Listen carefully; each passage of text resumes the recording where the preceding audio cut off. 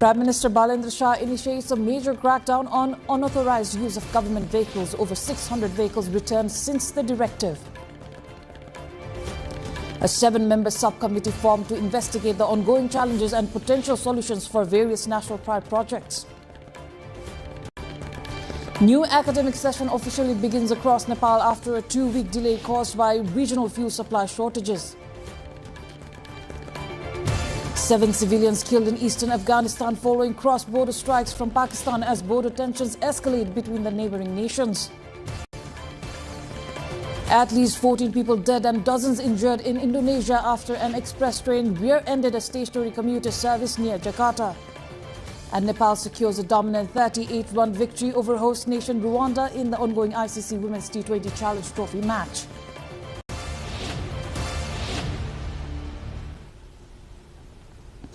Good evening, I am April Singh Lama and this is NTV World Primetime News. We're coming to you live from Kathmandu at 1900 hours Nepal time. Elsewhere, it's 13:15 in London, 22:15 in Tokyo and just after midnight in Sydney. The details now. The administration led by Prime Minister Balendra Shah has initiated decisive action to end years of resource exploitation and administrative disorder. The Office of the Prime Minister and Council of Ministers is currently reclaiming government vehicles from officials who obtained them through personal influence.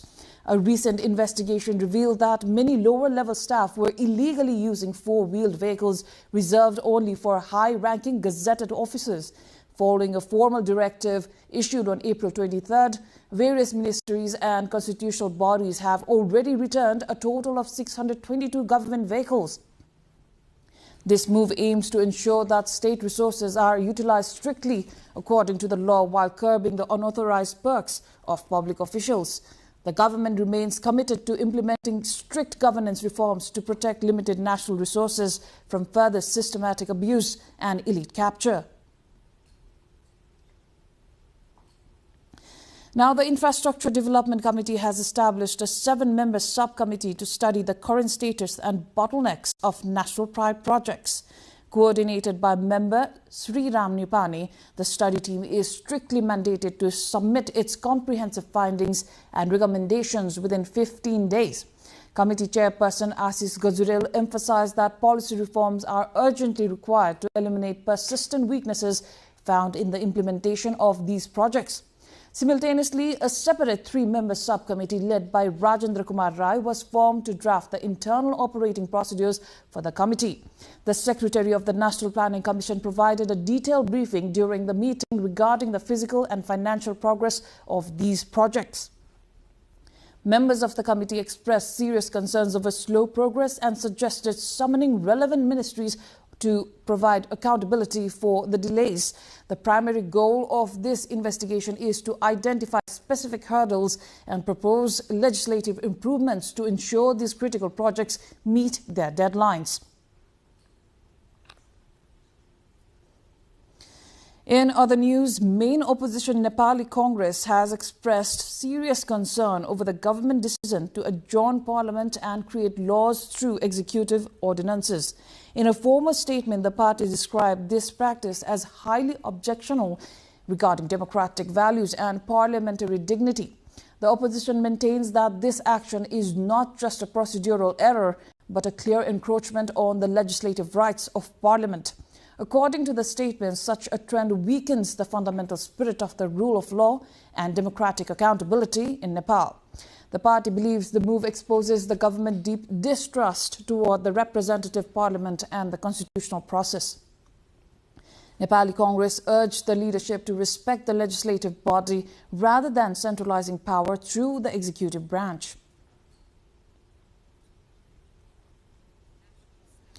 The National Statistics Office has projected that the size of Nepal's economy will reach 6.6 trillion Nepali rupees in the current fiscal year. This data indicates that the economy has grown by 400 billion rupees compared to the previous year's total of 6.17 trillion Nepali rupees. The office expects the economic growth rate to stand at 3.85%, which is a slight decrease from last year's 4.61%.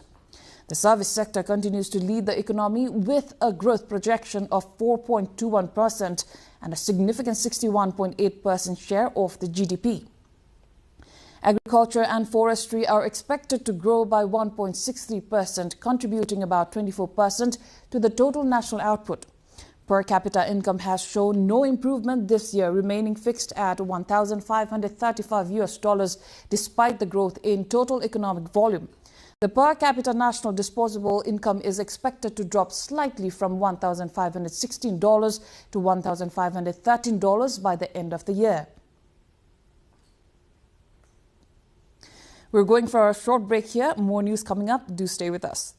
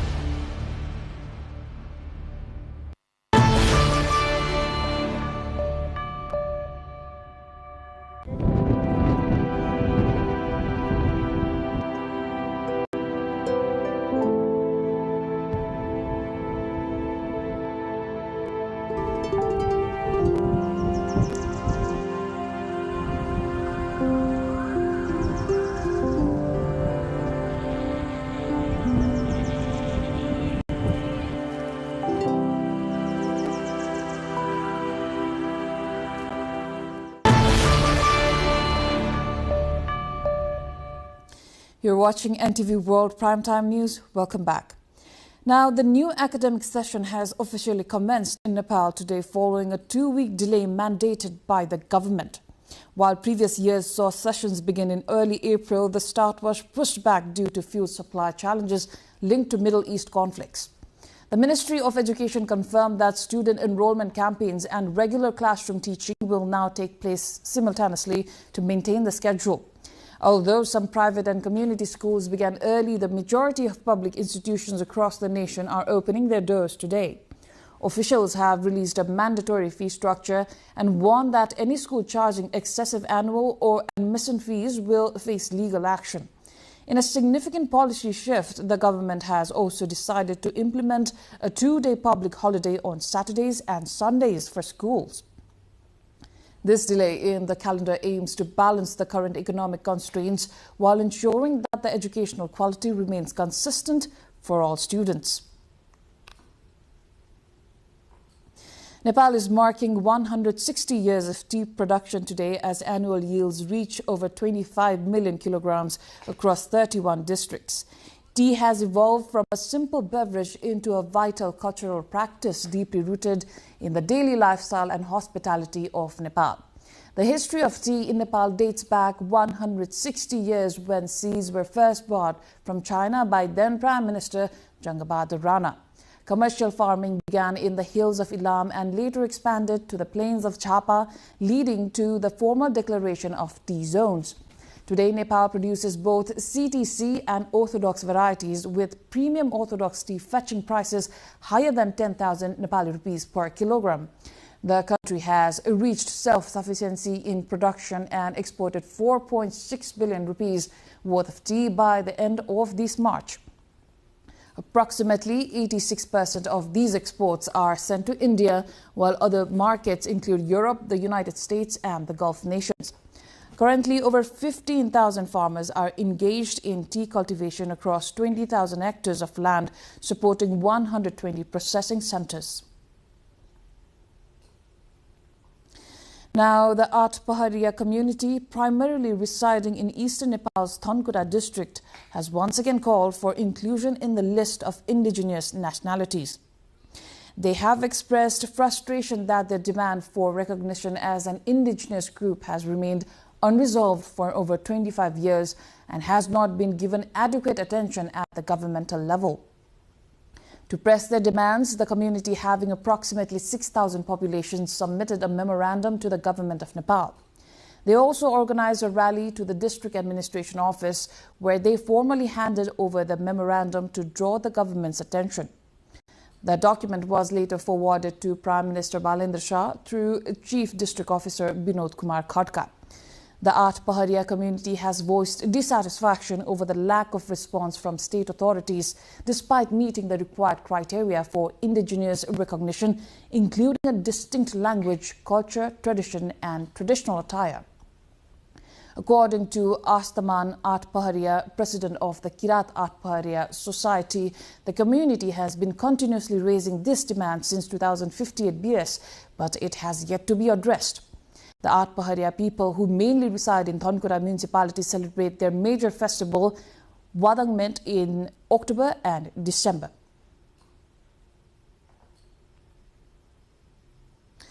The Department of Health Services has officially launched the National Nutrition Assessment Campaign to determine the nutritional status of children nationwide.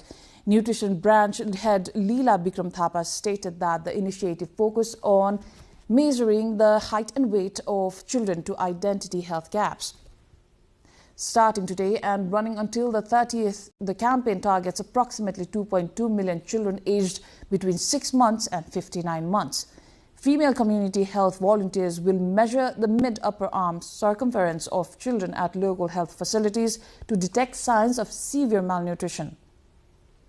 Children identified with nutritional deficiencies will receive free, ready-to-use therapeutic food through specialized outpatient treatment centers located in their communities. The assessment is being conducted at various locations, including health posts and immunization centers, as well as community clinics and ward offices.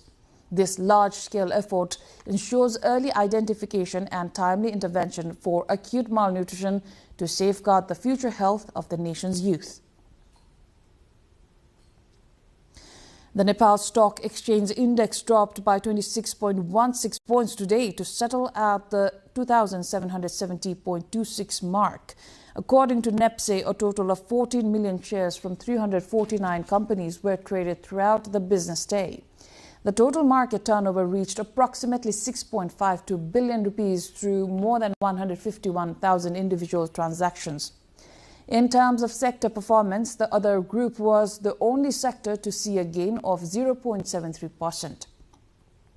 All other major sub-indices faced losses, with the hotel and tourism sector seeing the sharpest decline of 2.56%. The banking sector fell by 0.84%, while development banks and hydropower groups dropped by over 1% each. Finance, investment and life insurance sectors also ended the day lower as investors adopted a cautious approach in the market. Now, international news coming up next after this short break.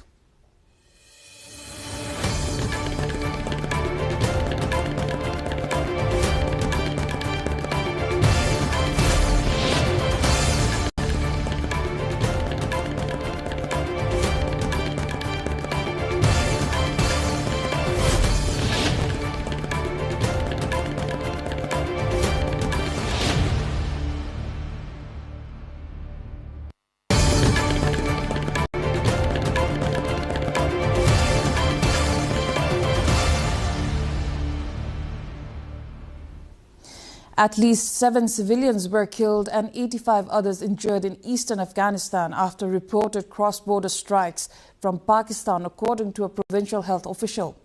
The incidents occurred in Kunar province, including its capital Asadabad, where homes and a university area were reportedly hit by mortar fire and rockets. Muzaffar Mukhlis, the provincial public health director, said all those killed and wounded were civilians, with hospitals receiving victims from several border districts. The Afghan government accused Pakistani forces of carrying out the strikes, while Islamabad's information ministry denied targeting civilian areas, calling the claims a blatant lie. Local officials said university accommodation and nearby neighborhoods were among the areas struck, further escalating tensions along the frontier. The latest violence comes amid months of deadly clashes between the two countries, despite earlier signs of easing hostilities. In Indonesia, at least 14 people were killed and dozens injured after a long-distance passenger train collided with the last women-only carriage of a stationary commuter train late Monday night. The crash occurred near Bekasi Timur station east of Jakarta, triggering a nearly 12-hour rescue operation as emergency crews worked to free passengers from mangled carriages. State rail operator KAI said 84 people were injured and received treatment across multiple hospitals, while all passengers from the other train were safely evacuated. According to a KAI spokesperson, a taxi appears to have clipped the commuter train on a level crossing, causing it to come to a standstill on the tracks where it was hit. Indonesian President Prabowo Subianto visited survivors in hospital and ordered a full investigation into the cause of the collision.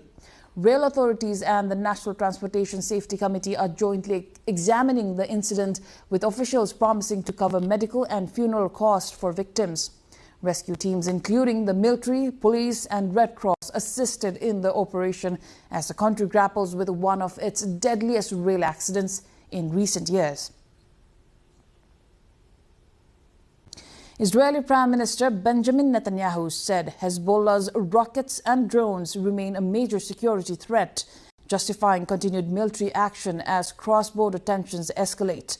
The comments came as the Israeli military expanded strikes in neighboring Lebanon, where authorities reported at least 4 deaths on Monday despite an existing ceasefire framework.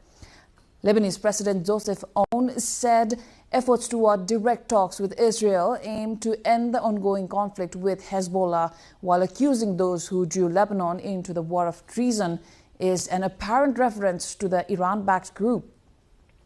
Meanwhile, Hezbollah leader Naim Qassem rejected the idea of direct negotiations, calling them a sin, even as the group claimed responsibility for attacks on Israel positions in southern Lebanon. Israeli Defense Minister Israel Katz warned that Hezbollah's refusal to engage in talks could lead to severe consequences for Lebanon amid the widening confrontations. Now, a new Iranian proposal to the United States aimed at reopening the Strait of Hormuz and ending the ongoing conflict has failed to break the diplomatic deadlock, according to reports cited by U.S. media and officials. The proposal, reportedly conveyed through Pakistani intermediaries, suggests postponing negotiations on Iran's nuclear program until after tensions with the United States and Israel are resolved. It is described as Tehran's latest attempt to ease a standoff that has persisted despite a fragile ceasefire reached earlier this month. U.S. officials, including President Donald Trump, are said to have reviewed the plan but expressed dissatisfaction, arguing that nuclear issues must be addressed from the outset of any talks. Washington has repeatedly insisted that Iran halt uranium enrichment and reduce its stockpile of enriched material as part of any agreement, a position it maintains as a red line. The White House said the United States will not negotiate through the media, even as broader tensions continue to disrupt regional stability and global energy flows. Meanwhile, Qatar has cautioned against the possibility of a frozen conflict in the Gulf as talks between the U.S. and Iran for a peace deal appeared at an impasse. We need to solve this issue, and we need to find an end that would give the security of the world a rest from what is happening right now, but also would provide sustainable solutions for the future. We do not want to see a return to hostilities in the region anytime soon. We do not want to see a frozen conflict that ends up being thawed every time there is a political reason for that to happen. Saudi Crown Prince Mohammed bin Salman chaired a critical consultative meeting of the Gulf Cooperation Council in Jeddah on Tuesday. This marks the first in-person gathering of regional leaders since their nations became a front in the conflict involving Iran 2 months ago. The summit focused on crafting a collective response to thousands of missile and drone attacks that have targeted Gulf energy and civilian infrastructure. While a ceasefire between the United States and Iran has been in place since April 8, Gulf capitals remain on high alert. Despite the recent lull in violence, regional leaders are wary as permanent peace talks between Washington and Tehran remain inconclusive. The meeting saw participation from Qatar, Kuwait, Bahrain and the United Arab Emirates, although some internal friction regarding the military response remains. A senior official from the Emirates recently criticized the council for having its weakest political and military position in history during the crises. Moving forward, the council aims to strengthen regional coordination to protect vital installations from being targeted in any potential resumption of hostilities. Now, more from the international front and sports news coming up after this short breather.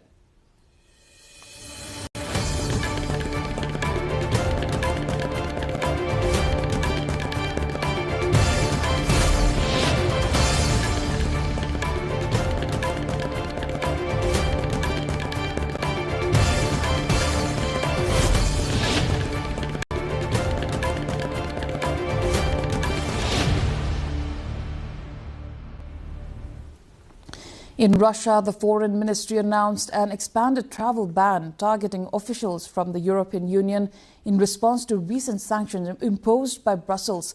The ministry said the updated blacklist includes representatives of EU institutions and member states involved in decisions on military assistance to Ukraine.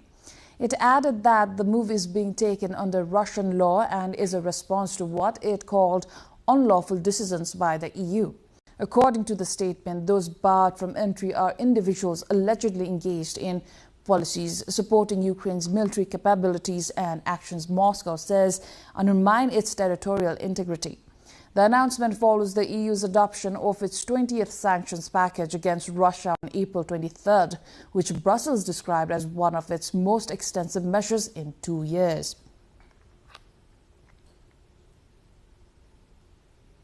Afghanistan is facing a deepening shortage of women in essential public services, with a new UNICEF warning that more than 25,000 female teachers and health workers could be lost by 2030 if current restrictions continue. The UN agency said the country risks a dual crisis as trained women exit the workforce while a new generation of girls is prevented from replacing them due to limits on education. According to the report, up to 20,000 women teachers and 5,400 healthcare workers could disappear from the system within the decade. Since 2021, girls in Afghanistan have been barred from attending secondary school, while women are also prohibited from university education under the current restrictions. UNICEF estimates that more than 1 million girls have already been denied access to secondary education, a figure that could exceed 2 million by 2030 if the ban remains. The agency has urged authorities to lift the restrictions and called on the international community to continue supporting Afghan girls' right to education.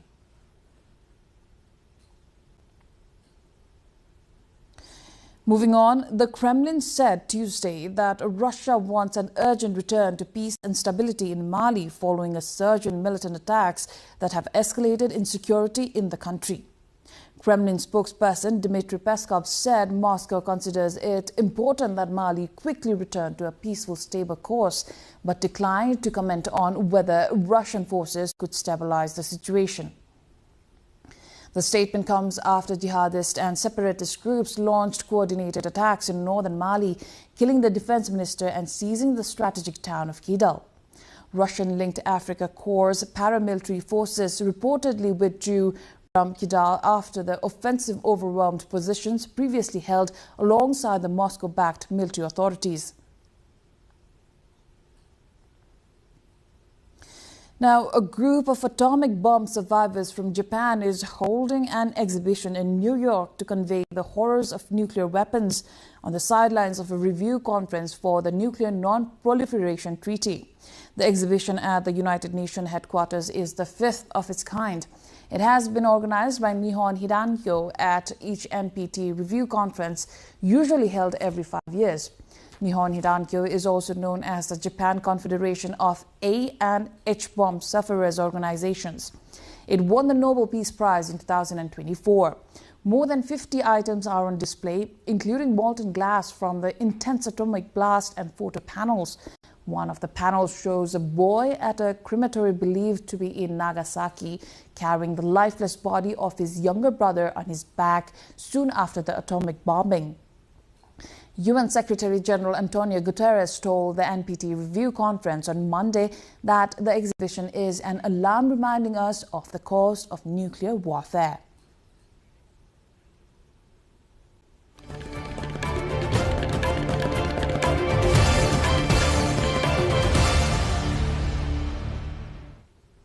Time for sports update.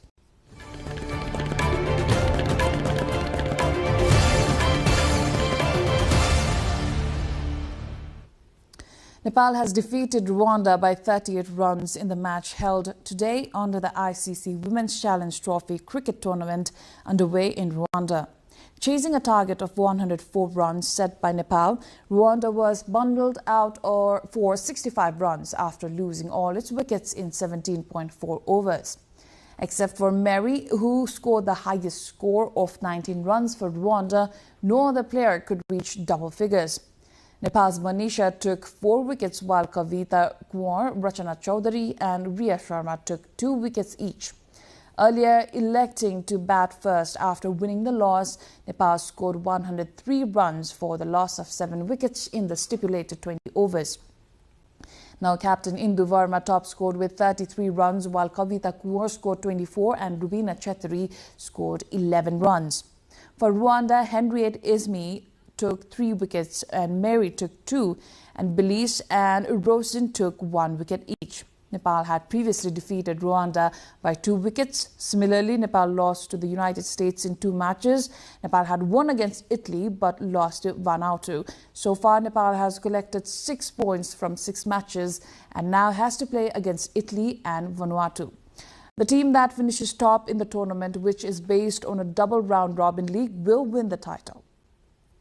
Now, before we wrap up, here's a reminder of our top stories. Prime Minister Balendra Shah initiates a major crackdown on unauthorized use of government vehicles. Over 600 vehicles returned since the directive.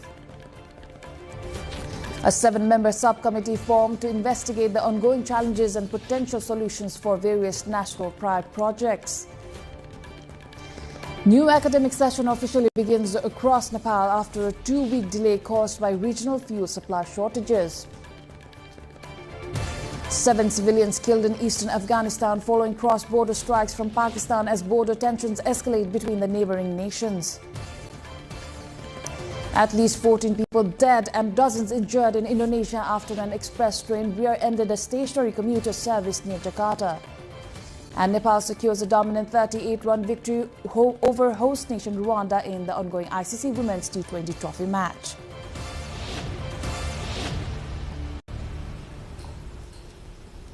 That's it for this edition of Primetime News. Our next bulletin will be at 2200 hours Nepal time. Do join us through our social media and get the latest updates from our official website, nepaltelevision.com. I am Irpilagi Singh Lama. Thank you for staying with us. Have a wonderful evening ahead.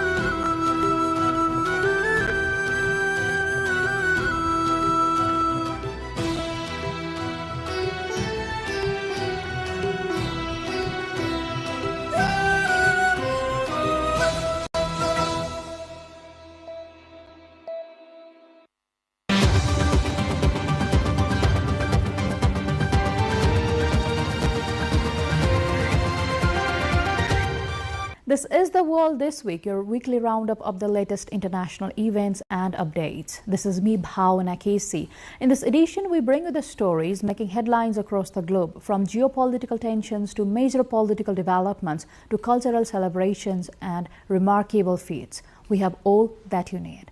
Let's begin with the latest updates on the Middle East conflict. U.S. President Donald Trump had said the Israel-Lebanon ceasefire has been extended by 3 weeks, while warning he is in no rush to strike a deal with Iran. Trump further claimed the United States has a total control over the strategic Strait of Hormuz, even as tensions persist in the region. Trump says the Israel-Lebanon ceasefire will be extended by 3 weeks following talks at the White House. His comments come as tensions remain high across the Middle East, with the Iran-Israel-Lebanon conflict continuing to drive instability. We had a great meeting with the very high officials of Lebanon and very high officials of Israel, and we think that the president of Lebanon and the prime minister of Israel over the next couple of weeks will be coming here. They've agreed to an additional 3 weeks of, no firing, ceasefire. No more firing. Let's see. We hope that happens. It's not going to happen between them, but they do have Hezbollah to think about. The ceasefire extension follows continued accusations of violations between the Israel Defense Forces and Hezbollah. The Israel Defense Forces said it killed 3 Hezbollah members in overnight strikes, while Hezbollah reported firing rockets into northern Israel. One of the key obstacles to a lasting settlement remains the status of Hezbollah's weapons arsenal, with the Iran-backed group refusing to discuss disarmament as a part of any political agreement. On Iran, Trump said he will not rush negotiations, even as he asserted U.S. strategic dominance over the Strait of Hormuz, a vital global shipping route. Opened it up 3 days ago. They came to us and they said, we will agree to open the strait. And all my people were happy. Everybody was happy except me. I said, wait a minute, if we open the strait, that means they're going to make $500 million a day. I don't want them to make $500 million a day until they settle this thing. So I'm the one that kept it closed. We have total control of it. And it'll open when they make a deal or something else happens that's very positive. The remarks came after he publicly described Iran's leadership as seriously fractured, prompting Iranian authorities to issue a coordinated message aimed at projecting internal unity. The developments underline widening regional uncertainty as ceasefire arrangements remain fragile and diplomatic efforts struggle to contain overlapping conflicts across the Middle East. From rising tensions in the Middle East to concerns within global alliances, NATO says there is no provision for member states to be suspended or expelled from the military alliance after a report said the U.S. could seek to suspend Spain over its stance on Iran war. The clarification follows reporting based on an internal Pentagon email, which allegedly outlined options for punishing allies viewed as insufficiently supportive of U.S. operations in the Iran war, including limiting or suspending Spain's role in the alliance. The reported document also suggested reviewing U.S. diplomatic positions on long-standing territorial disputes, such as the UK's claim to the Falkland Islands. A NATO official said that the alliance's founding treaty contains no provision for suspending or expelling members, meaning any such move is not possible under current rules. NATO operates on consensus among its members, and countries can only leave voluntarily under Article 13 of the treaty. The reported U.S. consideration comes amid tensions over European allies' participation in military support operations linked to the U.S.-Israel campaign in Iran, including disputes over access, basing, and overflight rights for U.S. forces. Spain has been among the most vocal European critics of the strikes and has limited the use of its military facilities for U.S. operations. Spanish Prime Minister Pedro Sánchez dismissed the report, saying his government relies on official positions rather than leaked emails, and reaffirming Spain's commitment to international law and allied cooperation. The controversy highlights growing strains within the transatlantic alliance as Washington pressures European partners to take a greater role in security operations linked to the Iran conflict, while some EU governments push back on direct involvement. Meanwhile, in Europe, attention is also focused on diplomacy in the Middle East as leaders leaders push forward the renewed peace efforts. The European Union's foreign policy chief has called for a stronger action on human rights and accountability as EU leaders and international partners met in Brussels to advance fresh efforts toward a two-state solution between Israelis and Palestinians. European Union Foreign Policy Chief Kaja Kallas had said the bloc can and must do more to ensure respect for human rights and accountability as European partners gathered in Brussels to reaffirm support for the Palestinian Authority and a renewed push for a two-state solution.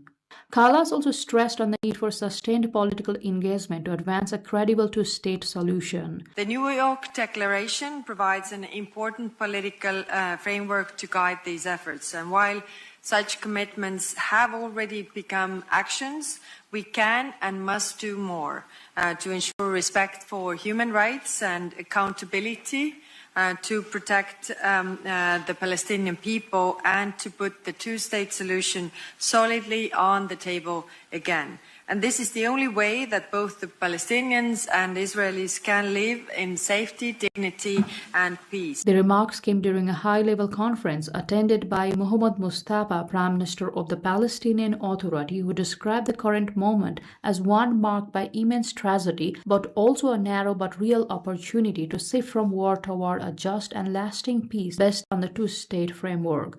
Mustafa stressed that Gaza is not a humanitarian file alone, but an integral part of the State of Palestine, calling for the implementation of UN Security Council Resolution 2803 and the swift execution of the transitional arrangements to enable the Palestinian Authority's return to governance in Gaza and the institutional reunification of Gaza and the West Bank. We gather today at a moment defined by both immense tragedy and a narrow but real opportunity to move from war toward a just and lasting peace, grounded in the two-state solution. Gaza is not a humanitarian file alone. It's an integral part of the State of Palestine. The successful implementation of the United Nations Security Council Resolution 2803 must lead to the swift execution of the transitional arrangements that enable the full return of the Palestinian Authority to governing Gaza and the institutional reunification of Gaza and the West Bank. The Brussels meeting forms part of broader European diplomatic efforts to consolidate international support for post-conflict governance arrangements and revive long-stalled political negotiations between Israelis and Palestinians. Shifting gears to South Asia, as India has launched the first phase of what is expected to be the world's largest population census, deploying more than 3 million officials in a nationwide effort to gather updated demographic data over the next year. India is holding the first phase of what is said to be the world's largest population census, with more than 3 million officials to take part in a vast counting exercise over the next year. The census is expected to provide updated demographic data critical for policy planning across sectors, including healthcare, education, and infrastructure. The South Asian nation, home to an estimated 1.4 billion people, faces mounting challenges in providing electricity, food, and housing to its growing population. The findings are also expected to play a key role in shaping government's policy and long-term economic planning, making it one of the most significant data-gathering operations in the country's recent history. Officials say the exercise will use digital tools in several regions to improve accuracy and speed of data collection. The government has described the initiative as essential for tracking migration patterns and urbanization trends. Special focus will also be placed on remote and underserved areas to ensure full national coverage. The results are likely to influence the future budget allocations and welfare programs. Officials say the exercise comes at a time when India is facing increasing pressure on essential resources such as electricity, food supply, housing, and urban infrastructure due to rapid population growth and ongoing urbanization. And from population data to planetary concerns, a warming El Nino climate pattern is expected to return by mid-year. The United Nations has warned, raising concerns about another surge in global temperatures after the last event helped push the planet to record highs.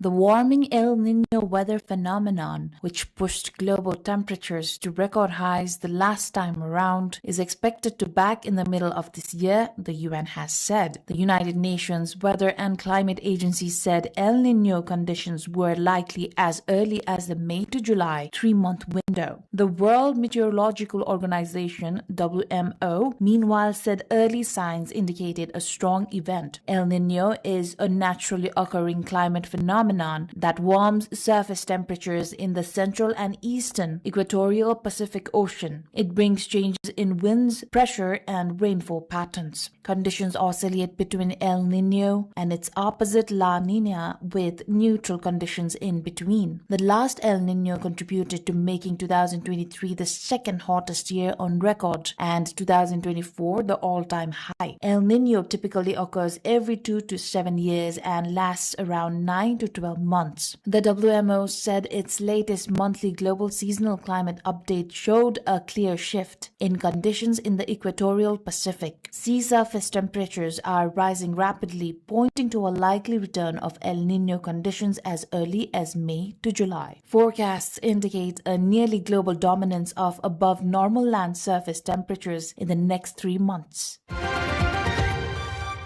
In an update from the world of space, Blue Origin has grounded its New Glenn rocket following a failed satellite deployment on its third ever mission, triggering a Federal Aviation Administration investigation into the incident and its technical causes.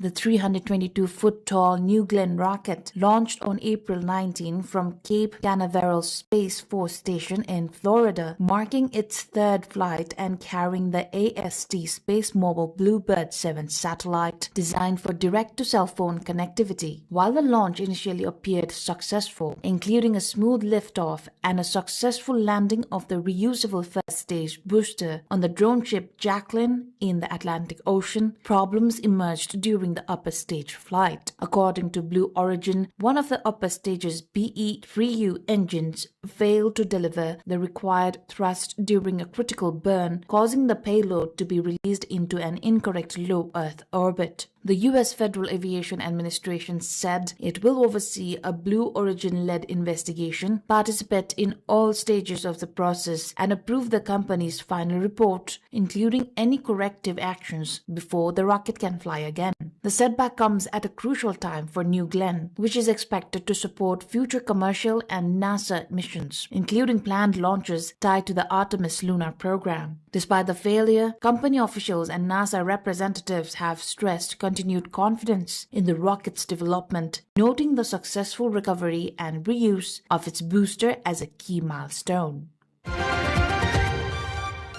Now turning to culture and the arts, France is blending tradition with modern performance in a unique setting in a bid to blend classical art with contemporary dance inside the museum space. As part of the exhibition, Michelangelo Rodin Living Bodies, the Louvre Museum in Paris is hosting 8 dances from the Paris Opera Ballet for 2 special performances titled Stars Beneath the Pyramid, aimed at bringing together visual art and a live performance within the museum space. The performances are designed to foster an artistic dialogue between sculpture, classical art, and contemporary dance, with organizers highlighting the interaction between movement and the museum's historic collection as a central theme of the event. Organizers say the aim is to make art more engaging by connecting movement with classical artworks. According to planning for the Louvre's Auditorium and Performing Arts Department, the initiative seeks to create a dialogue between the arts by integrating choreography with the exhibition environment. Visitors will be able to see live dance performances set against the museum's iconic sculptures, creating a unique cultural experience. The event forms part of the museum's broader effort to expand interdisciplinary programming, blending performing arts with fine art exhibitions to engage audiences in new interpretive experiences.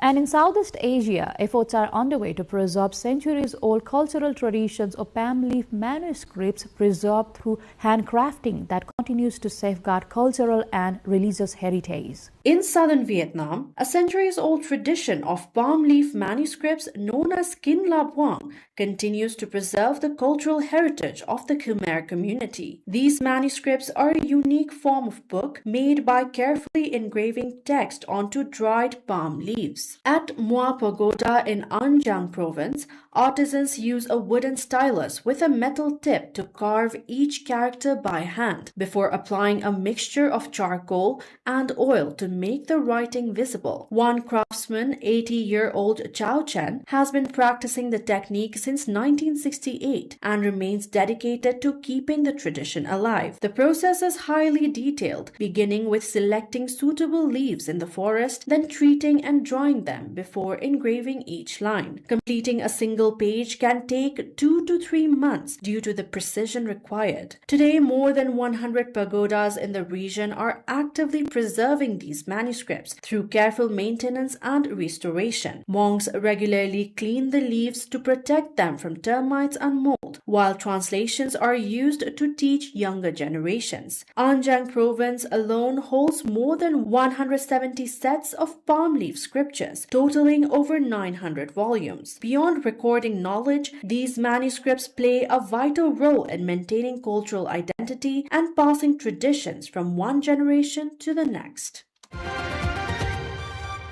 From heritage preservation to vibrant celebrations, thousands gathered in Denmark's capital Copenhagen for the Night Glow Festival, where illuminated hot air balloons lit up City Hall Square in a large-scale public display. The free event transformed the heart of the Danish capital into a brightly lit spectacle as rows of hot air balloons were inflated and illuminated in carefully timed sequences. Organizers choreographed the display to music, with the balloons glowing in rhythm to widely recognized tracks, including the Star Wars theme and songs by Swedish DJ Avicii. Large crowds packed City Hall Square throughout the evening, many capturing the show on their phones as the balloons pulsed with light against the night sky. Families, tourists, and local residents gathered shoulder to shoulder, creating a festive atmosphere despite the stationary display. While the event delivered a striking visual performance, some spectators had expected to see the balloons lift off. Organizers did not immediately clarify why flights did not take place, though such decisions are often influenced by weather conditions or safety requirements.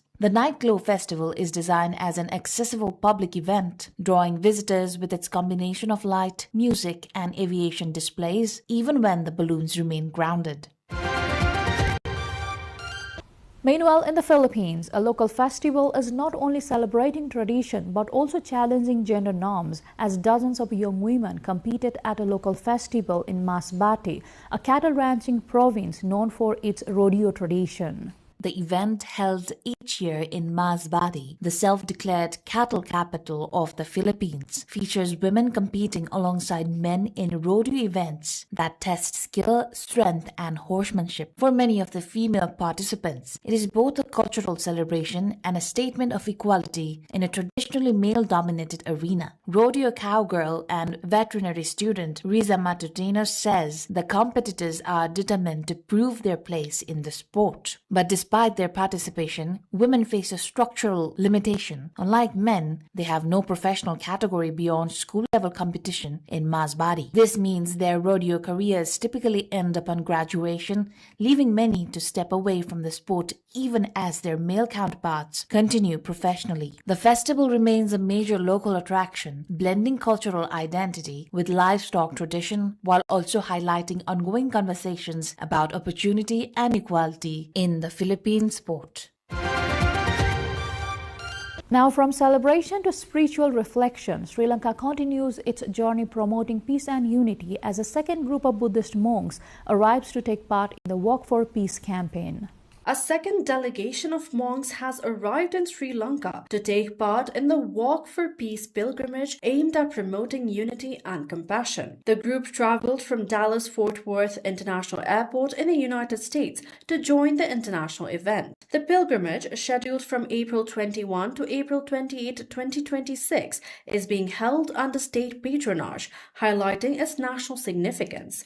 It is led by the Most Venerable Panakara Thero and centers on a procession involving a sacred Bodhi sapling from the Jaya Sri Mahabodhi in Anuradhapura. The initiative is backed by multiple government bodies, including the Presidential Secretariat and ministries responsible for cultural and public administration affairs.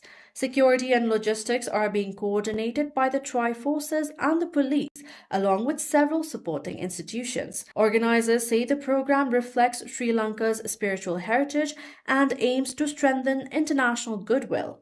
The procession is expected to attract attention as it moves across the country over the coming week.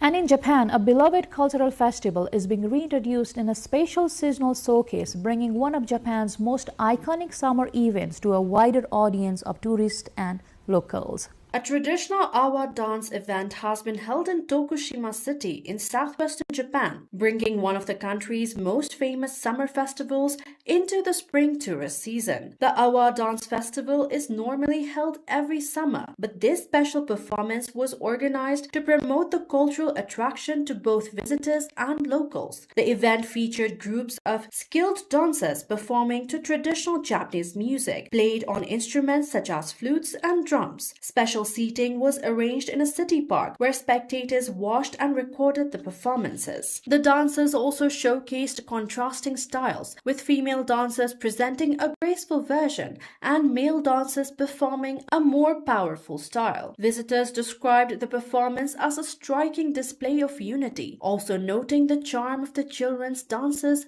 alongside the more experienced performers.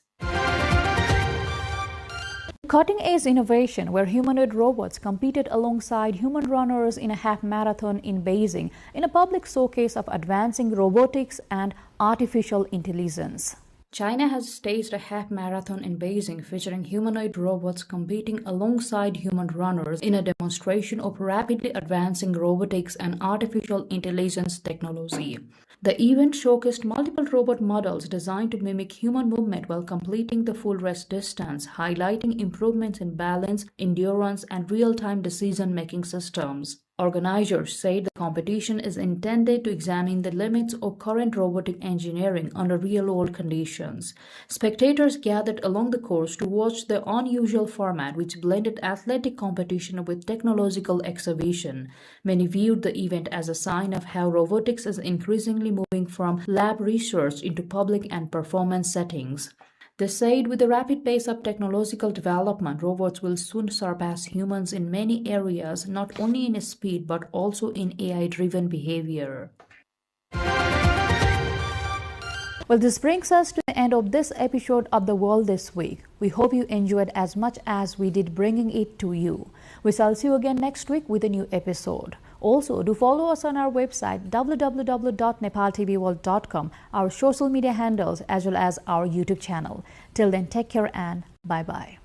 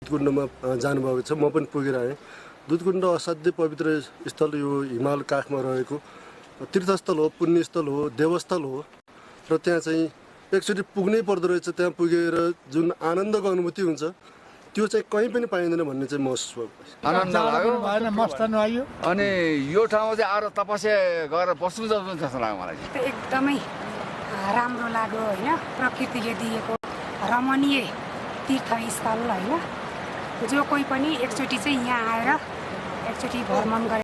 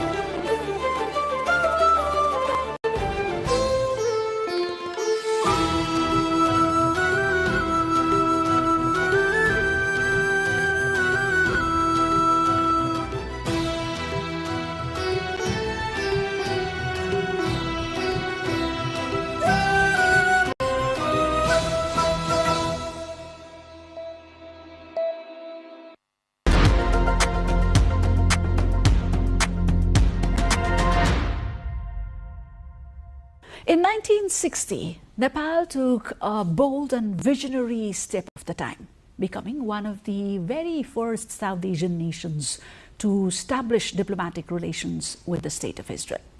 It was a partnership forged by two nations navigating the complexities of the Cold War, yet finding common ground in the pursuit of sovereignty and development. Today, as the Middle East, or West Asia as we say, faces its most profound crisis in decades, and the world grapples with a new era of forward defense and strategic alignment. And we seek to look at how this bond is evolving. Welcome to Geopod. I am Shivani Thapa-Bosneth. In this episode, we attempt to explore a relationship that is as historic as it is quiet, yet increasingly pivotal in the shifting sands of global diplomacy. Joining me today is His Excellency Smilik Aribas, Israel's ambassador to Nepal. Welcome to Geopod, Your Excellency. Such a privilege it is to have you here with us at NTV World. A little more than a year in Kathmandu now, and I hear you've been intensively traveling across the country. My career is very eclectic, from Japan and Australia to El Salvador in Central America. But in Israeli culture, Nepal has a very special place, because we call it the roof of the world, the beautiful Himalaya, the very kind people, the diversity of ethnic groups and climate areas. So it always was a place that my wife and I wanted to be. Let's start with history, Your Excellency. In 1960, or the year 1960, is so important for both the countries. Prime Minister B.P. Koirala and David Ben-Gurion shared a certain socialist idealism, a vision of nation building through grit and nationalism, right? Nepal was one among the very pioneering countries here in South Asia to establish its diplomatic relations with Israel.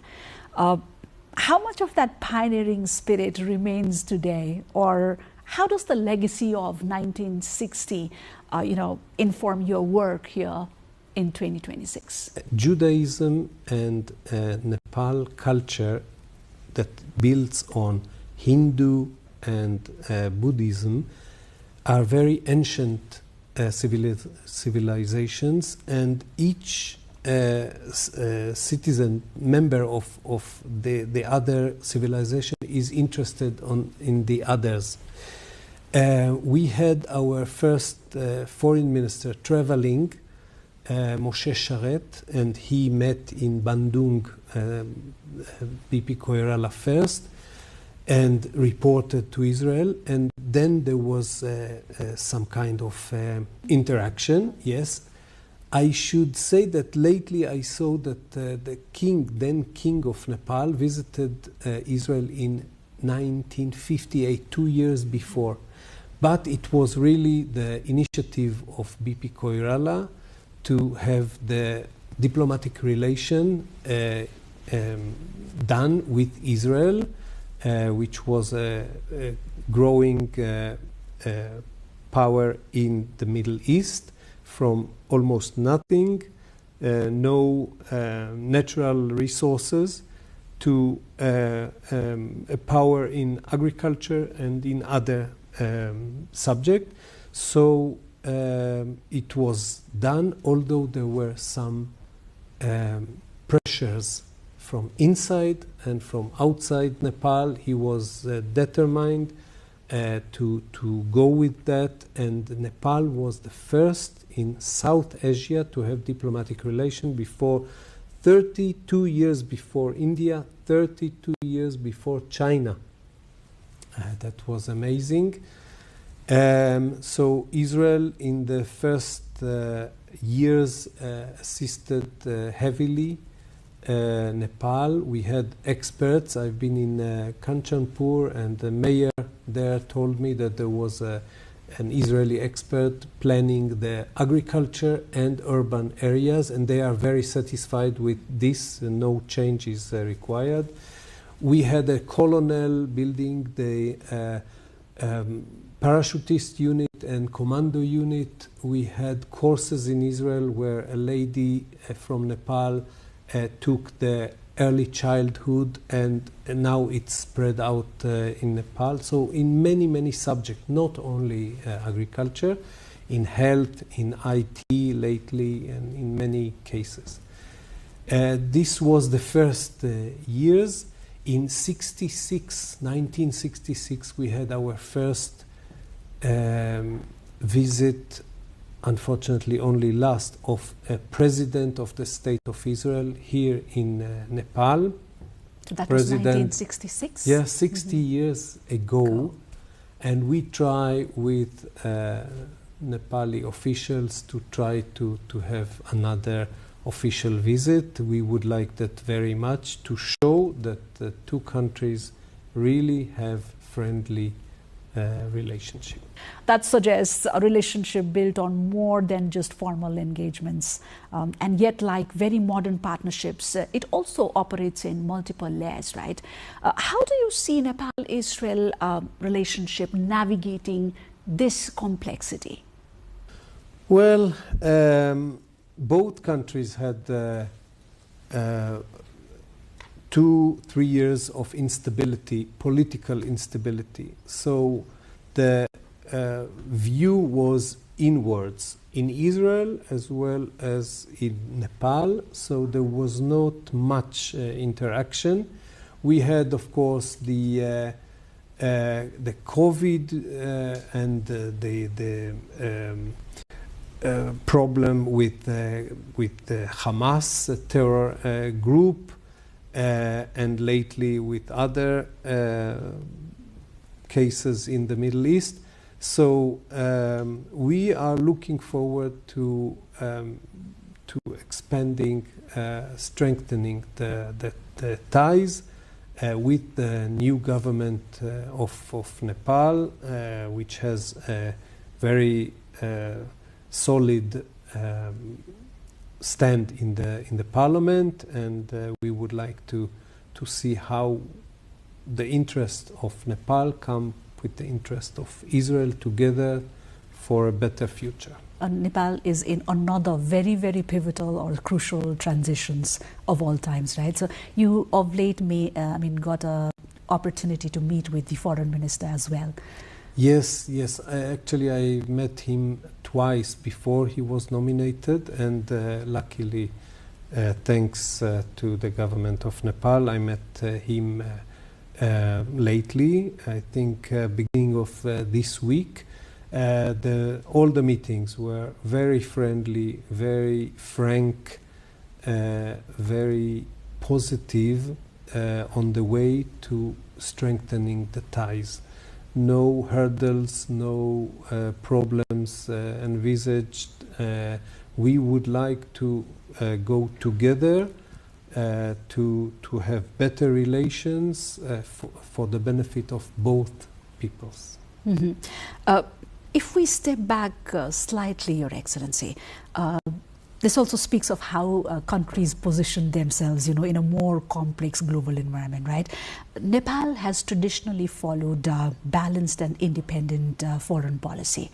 How do you see these smaller nations navigating these competing demands in the present-day world? I think Israel shows a very good example of a very, very small nation. We are 1/3 of the population of Nepal. We are 1/7 of the territory of Nepal, surrounded by some hostile neighbors. We tried, first of all, to survive. That is obvious. But not only to lean on that, but to fix the world. This is a value in Judaism. Tikkun Olam is a value that a person should not leave the world not better after him. Not to keep it as is, but always to do a better thing, to leave a better place. So that leaves a lot of space for innovation, finding solutions, answers for problems, and the Israeli economy, agriculture, but also industry and high-tech went from higher level to another. Let me widen the frame to your region now, which is certainly seizing the global spotlight at the moment. The Middle East, West Asia, as we say, it's undergoing significant shifts diplomatically, strategically, and even militarily. What are the key principles guiding Israel's approach in this evolving landscape? Israel wishes peace from its beginning, doesn't want any territories or anything from the neighbors, the immediate neighbors, or further neighbors. We find that Iran, since its Islamic Revolution 47 years ago, put a goal to have the Shia rule of religious people prevailing in the world. For that, they saw Israel as they said, small Satan, and the US as big Satan. But as freedom of speech, anybody can say anything he likes. But when a country, a big country, Iran is 80 times Israel. It's not 7 times, it's 80 times Israel. And when it takes all the resources, and instead of building infrastructure, hospitals, schools, to have a good flow of water, mind you, there are some lakes which are dry, all of them. Instead of doing that, putting emphasis only on arms, and very sophisticated arms, meaning one, nuclear program, and secondly, accurate ballistic missiles, meant not only against Israel. Israel is only 1,500 kilometers far or 2,000 kilometers far. They already have ballistic missiles for 4,000 kilometers, and they aim to the eastern shores of the US, which are 10,000 kilometers.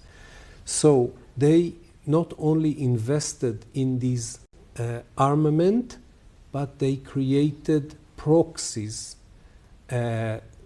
partners, little partners that in one day will all go against Israel. That is the Hamas terror group, Islamic Jihad terror group, those in Gaza and in the territories in West Bank, Hezbollah in South Lebanon, the Houthis, which are part of one part of three groups challenging ruling Yemen, the Bashar al-Assad regime in Syria that was eventually torn down, militias in Iraq. So we see a lot of transfer of finance assistance, but also training and ammunition to many people in the surrounding of Israel. Tragically, we had the October 7th attack. It was, in a way, and I will sound very strange, in a way it was good to have these tragedy, unfortunately, separated from the others, because they thought they will make more impact in a certain day, not with the coordination of Iran. And this led to the joining of Hezbollah and then joining the Houthis, but little by little they were ruined against the power that Israel has. Then without the proxies, Iran thought it must go very fast to complete the two main goals, the nuclear program and the accurate ballistic missile program. In the nuclear program, they claimed that they have only civilian program, but civilian program has uranium enriched only to the level of 2.67%. In the nature, it is 1%. You enrich it to 2.65%, and you have good material for civilian tasks. But they already enriched it to 60%. That is only, experts say, not I, experts say that this is on the way to ballistic bomb, ballistic nuclear bomb, nuclear armament. Israel had to stop that. And luckily the US, in the last days of June, attack on Iranian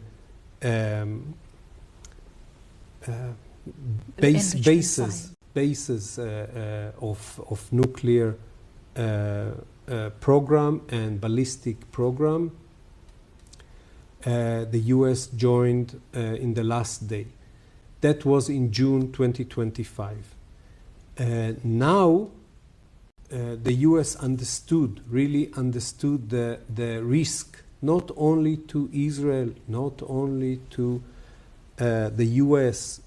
We have seen after it happened that Iran shoots on its neighbors that did not do anything against Iran, against Kuwait, which does not have diplomatic relation with Israel, Qatar without diplomatic relation, Oman, but against other countries, Saudi Arabia, Bahrain, Emirates, without them attacking Iran.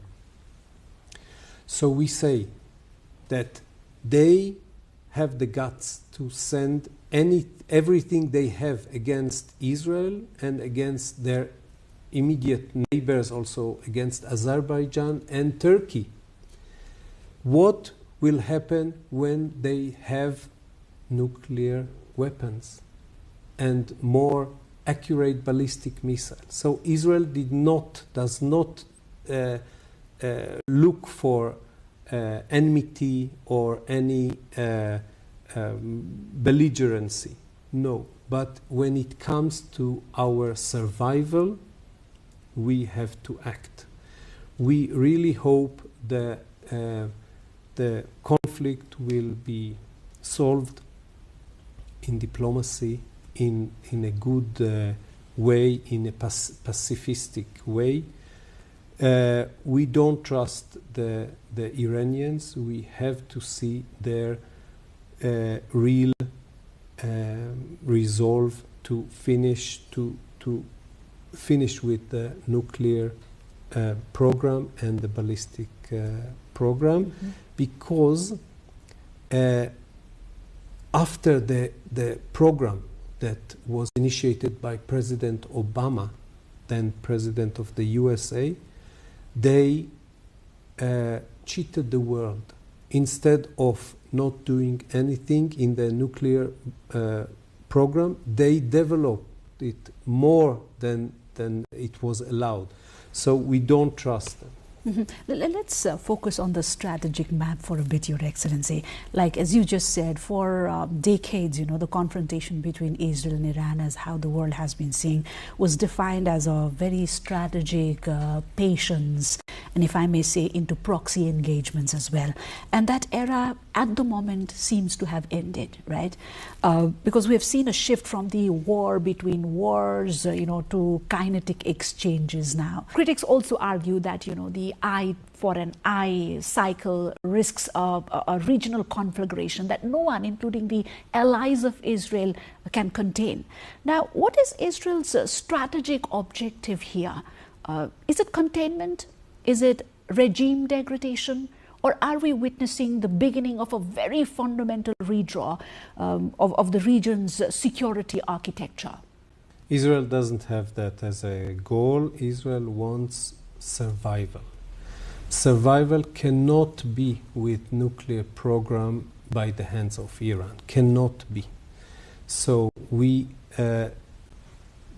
negotiated it with diplomatic means from 1993, where they began to do their steps towards the nuclear weapons, not nuclear civilian program. And Israel does not engage with change of regime. It is not our task. Israel is very small, and the Iranian people is very courageous, very strong, with millions of people, 8 times the population of Israel. We don't need to change anything. They will have the power with the right moment to change it for the future of them, of themselves. Because, as I said, the rulers of this regime take all the sources, and there are a lot of sources, petrochemic material and also oil, so much resources only against the US and against Israel. Following the recent Iranian offensive, Israel has certainly asserted its right to decisive response. But for nations like Nepal and many countries in the global south, the fear is a total regional collapse or intensifying security. How does Israel satisfy its own security needs without losing the support of the global community that is in a way terrified of a larger war?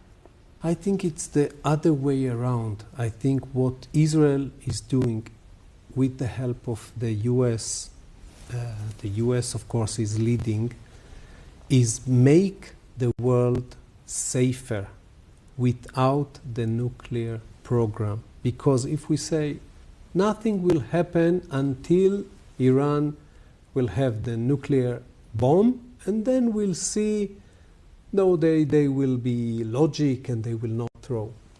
We don't see that because they are really extreme religious rulers of a country. We understand the problems in the world economy. We didn't start it. Iran saw that it doesn't have anything else to bargain or to fight with, so they closed the Hormuz Straits. But I have to emphasize, there is no shortage in oil, no shortage in energy. It can be dealt with in other places of the world.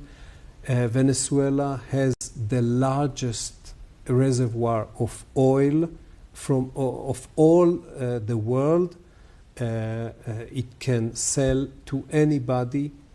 In other places, oil or energy is produced.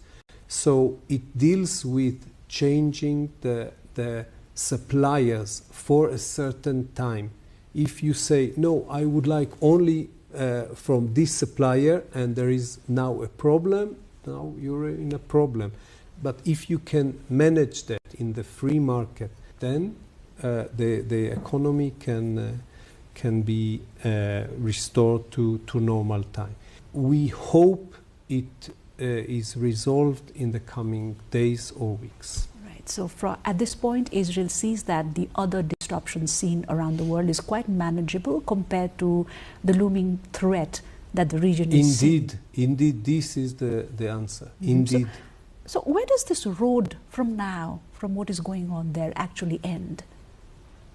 With Iran understanding that it cannot export the revolution through nuclear program, through accurate ballistic missiles, through financing terror groups like Hezbollah, like Hamas, like other terror groups, the Houthis, the militias in Iraq, and go inside Iran and develop the infrastructure and the education, the democracy. Iran has elections, but there are committees who select who can pose for elections and who cannot. Only the most extreme are can be elected. So they speak on behalf of the people, but the people doesn't want them. But it's up to now that we can talk. Israel does not do anything to change the regime. Israel also shares a very long-standing partnership with the United States, Your Excellency. At the same time, just let's rewind things a little bit, right? There have been moments where Israel has taken decisions based on its own assessments as well. So how does Israel balance this very close partnership with its need for a strategic autonomy? Because of finding the same interest, the same values, the U.S. sees in Israel a very reliable partner in the Middle East where things are volatile. There was the Arab Spring with so many uprising leading not to democracy. The two parties, the Democrats and the Republicans, try to promote democracy in the world. They cannot find it in the Middle East apart from Israel. So Israel is a reliable basis for their values, for regional stability, and for innovation. There is a lot of cooperation between the US and Israel in innovation. Israel is I think number 2 or number 3 as a country in foreign investment, foreign shares in Nasdaq. So the bonds are very extensive, and the US really understand what are the risks of the world. It's so in Europe, it's so in the East, it's so in the Middle East as well. Exercise its strategic autonomy while safeguarding these very important partnerships? This is a very good question. Israel is an independent state. But when we partner with the strongest power of the world, we have to adjust to their interest. When the president of the US asked Israel to have a ceasefire in a certain place, we will take it very seriously, and although it's not in the best interest of Israel, because of the whole picture of partnership, Israel will do as requested. Mm-hmm. So Israel is an independent country where when there are requests, demands that are putting the future of Israel in jeopardy, we will tell that frankly, and sometimes we will not do as requested, but so far it was a wonderful partnership. For many years, the two-state framework has been central to discussions around a long-term peace. Given the current realities from what we are seeing, how does Israel today think about a sustainable political solution that ensures both security and long-term stability of the region? Israel has gone a long way since the Oslo agreements in 1993. Afterwards, the Camp David meetings in the US, Camp David 1 and 2, and there were so many options, offers, programs to finalize the conflict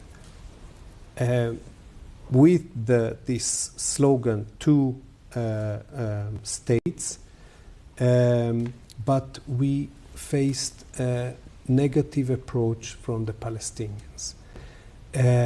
President Clinton says, and it is open to the public to see, that Israel offered 96% of the area known from the history as belonging to Arab state, and other 4% from other places. At that time, Mr. Arafat refused. So it is not 100% for their space that they want. You see more and more that say all the area it has to be Palestinian state, not 2 states. Why did I say slogan? Because now there is an autonomy in the West, what is called West Bank. We can go into it, but we don't have time. We call it Judah and Samaria, this area. And there is another government in Gaza Strip. So there are 2 states or governments for the Palestinians already. How many more Palestinian states do they need? The actual problem lies with education. When both the Hamas ruling teaches for hating Jews and Israelis, and also the autonomy, the Palestinian autonomy teaches to hate Israelis, I don't see where we can coexist, where we can live in peace, because they are taught to hate us. So they wanted work opportunities in Israel while hating us. That cannot work together. Even as these broader dynamics exist, Your Excellency, the Nepal-Israel relationship continues to deepen in more and more practical ways, right? So this is one of the focuses of our conversation today. Israel is widely recognized for its innovation ecosystem. Where do you see a very realistic, high-impact area where Israel can, Israel's expertise can support Nepal's digital and technological ambitions? I will say very shortly about what exists now and what are the prospects. Up to now, we had the Mashav courses. Mashav is like it was with USAID or JICA or COICA, assisting in many ways. Israel's way to assist is technological transfer.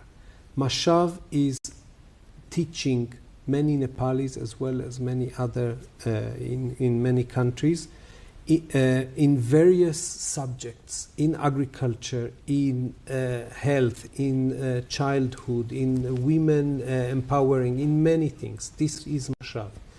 The other one was the program that is called here Learn and Earn. We call it interns.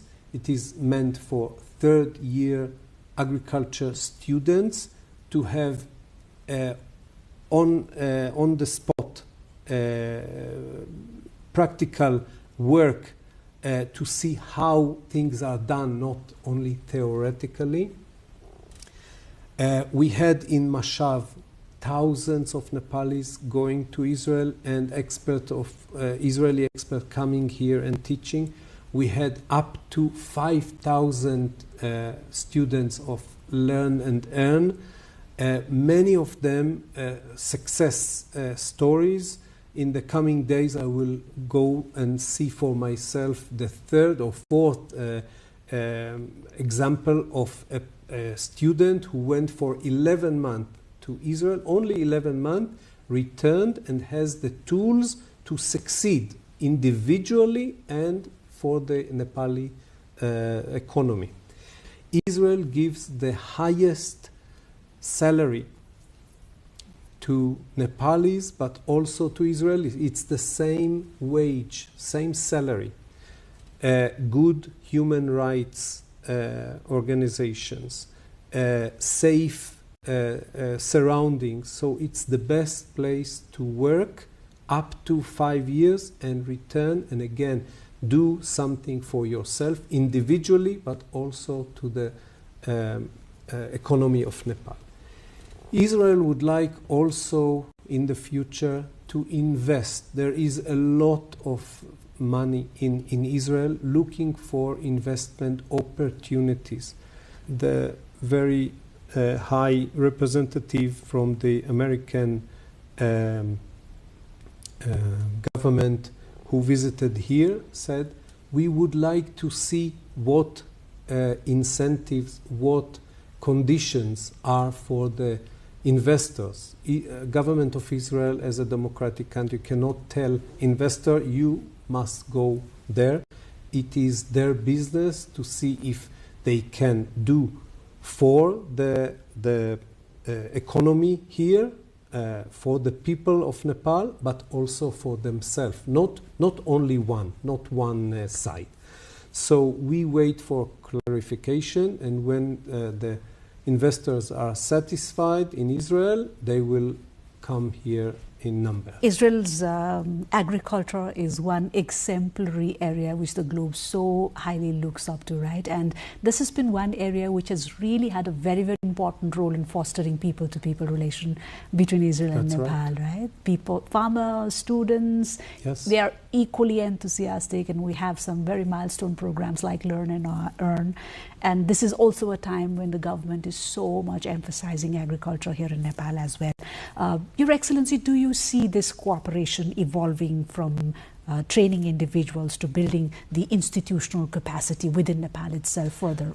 Yes, I think that a lot of knowledge, Israeli knowledge, technological innovation knowledge is already here. And we have 5 or 4 agriculture academic centers where the learned and students go to learn 1 day and work 5 days.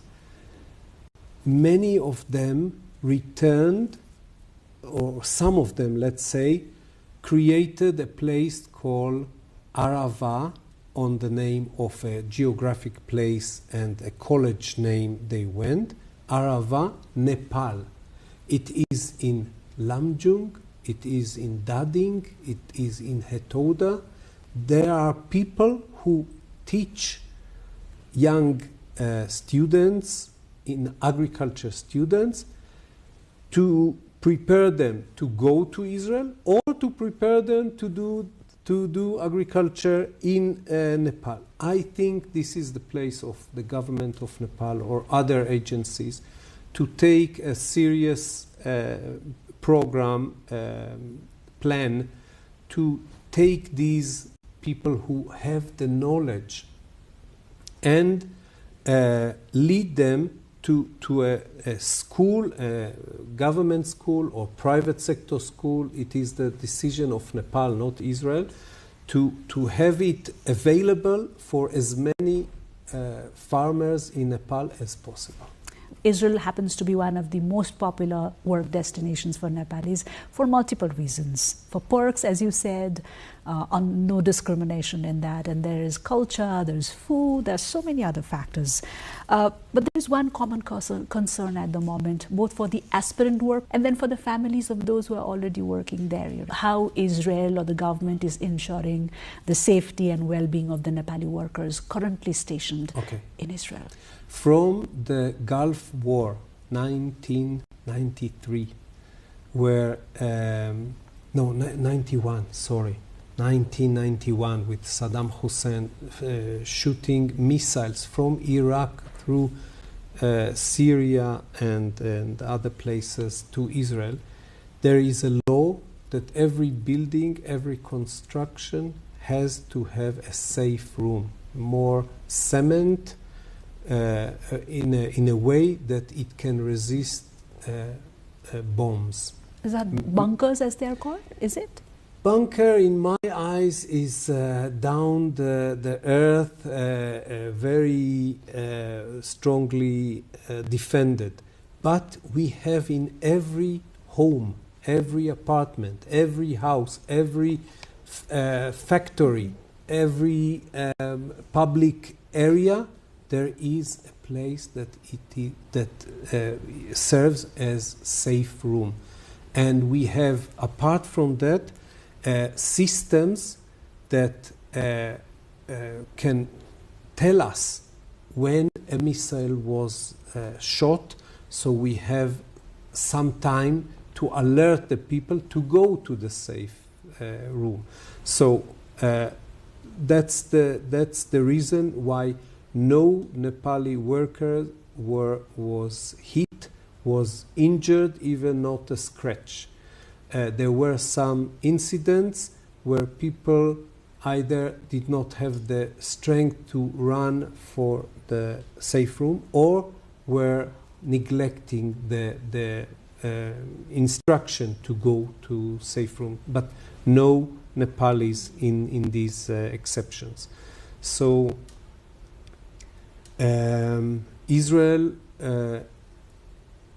is welcoming the agreement, the work agreement signed in 2020, under which there is one protocol of work in Israel.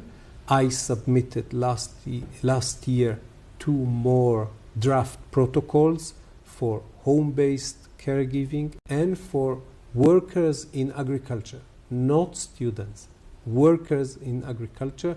Soon we will, after the interim government of Nepal endorsed finally these draft protocols, we hope, Israeli side hope that the Nepali side will come to negotiation to finalize and start with new and many more opportunities of work.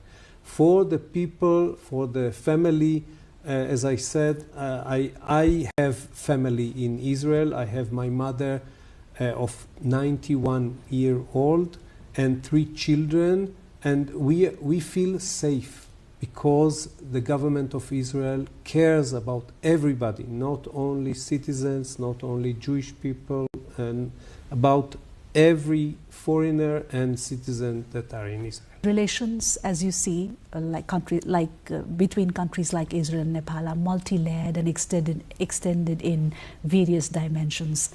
There are areas where we have strong commitments and agreements. There are areas which lag.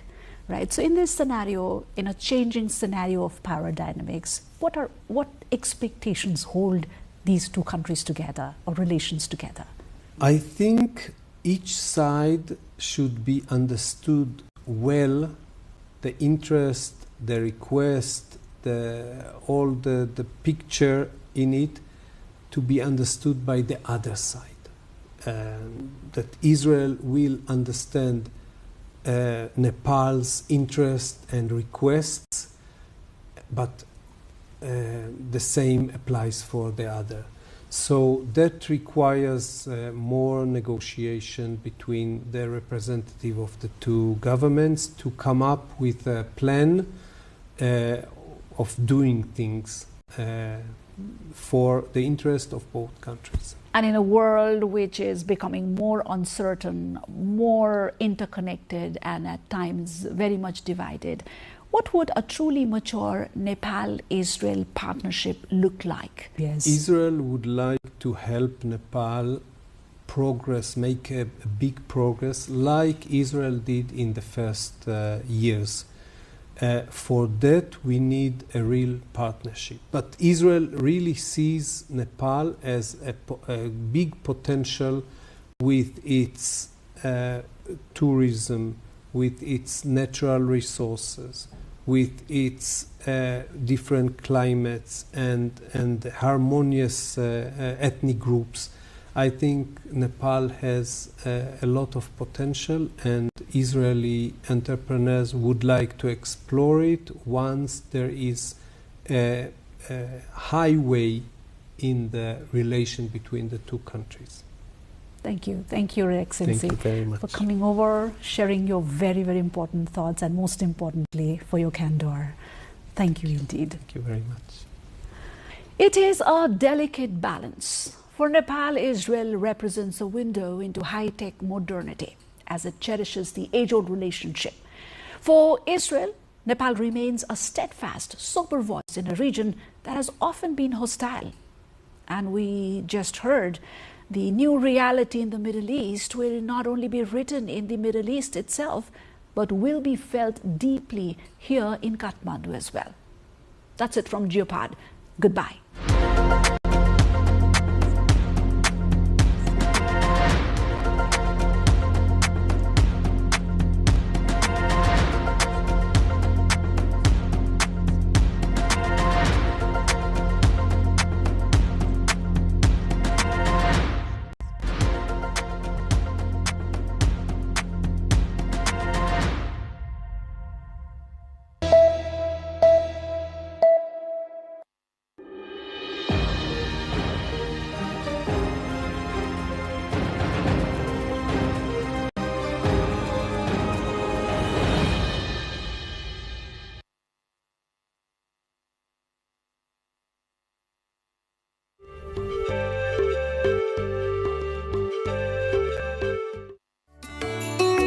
Human beings have made drastic progress in the sector of handicrafts with the development of civilization from the Stone Age until the 21st century. These include and are not limited to works of art, sculptures, wood and metal crafts. These handicrafts have also found religious, historic, cultural and archaeological acceptance and significance. Religious texts have identified the attraction of human settlements in the mountainous region of Nepal, which has always remained an independent sovereign nation. Ramapithecus human remains found in Butwal of West Nepal clarifies that human settlement had begun in Nepal more than 10 million years ago. We find historic references of works of handicrafts made by those living in this region.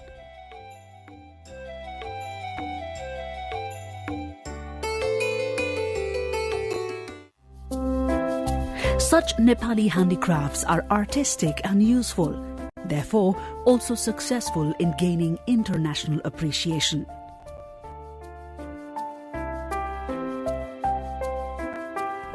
Instead of the modern handicrafts, Nepal is well introduced in the international community by its traditional and historic works of art and craft. Millions of tourists who visit Nepal every year observe, study and relish the traditional handicrafts available at religious shrines. The high-quality woods brought from local forests are seasoned before being carved. Nepali woodcrafts are not only popular inside the country, but also have a demand abroad and therefore are exported.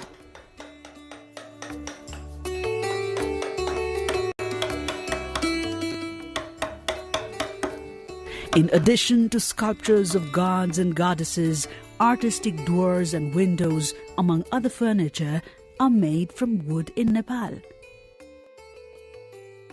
Best examples of Nepali woodcraft can be taken as the artistic carvings at palaces, temples and other religious shrines in Kathmandu, Lalitpur and Bhaktapur.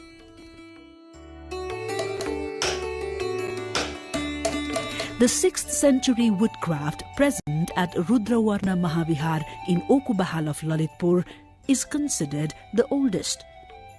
Nepali woodcraft continues to thrive with the creativity, dedication and effort of trained artists. Artist Punyaraj Tuladhar, popular around the world, shares his experience. Lalitpur is popular around the world for its metal craft in Nepal. Works of metal craft produced here had a great demand in countries including Bhutan, Japan, China and European nations. Metal statues are developed using two methods in Nepal: repose art and lost wax process, both widely popular around the world. Repose art is a metalworking technique in which a malleable metal, silver, copper and brass among others, is shaped by hammering from the reverse side to create a design in low relief. Small sheets of metal are cut based on required measurement to form different organs of statues before being welded together. Designs and patterns are then carved into the structure. Gold is plated in some works such as metalcraft as well. Such metal sheets are also used in the roof of temples and other religious shrines.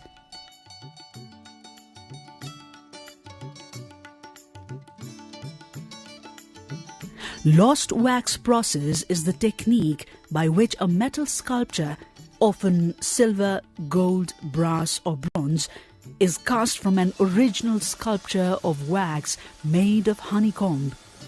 Molten metal is poured into a mold that has been created by means of a wax model. Once the mold is made, the wax model is melted and drained away. In the second phase, the metal sculpture is cleaned with different machines or equipment. After filling of the sculpture, it is then plated with gold or painted with colors based on the requirements. Most of such sculptures are found in Buddhist and Hindu religious shrines.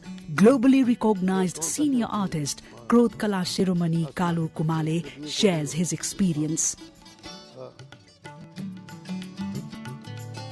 Existing sculptures present in Nepal and at museums abroad prove that the works of sculptures have a long history in the country. Sculptures made using the lost wax process have a huge demand in China and other countries and continue to be exported. Okubahal, Nagbahal, Haugal and Tangal, among other places, are the pioneers in metal craft. Likewise, metal crafts of Tansen in Palpa, Chainpur and Bhojpur are also popular around the world.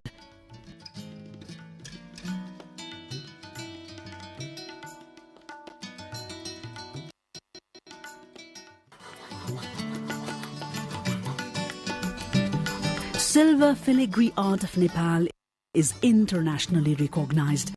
The genre, which began during the Lichavi era and grew in the Malla era, is considered quality work of art of Nepal.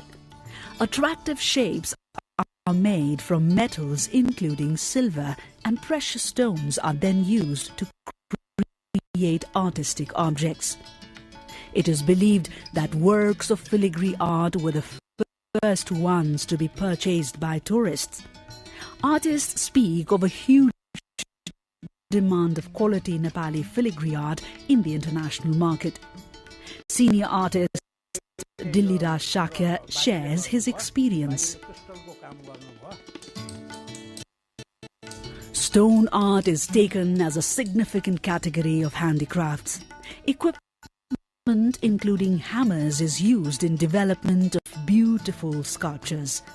This form of art had begun with the development of different kinds of weapons. They are strong and durable and therefore remain intact. Most of the sculptures of gods and goddesses are made from stones.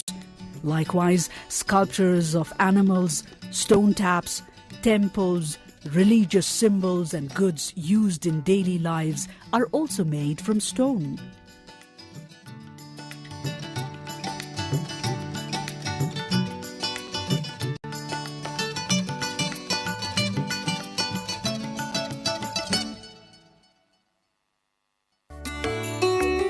Most of such sculptures are made from the stones found in local hills, including Hattiban, Machegao, Tika Bhairav, Godavari and Kharpa, among others.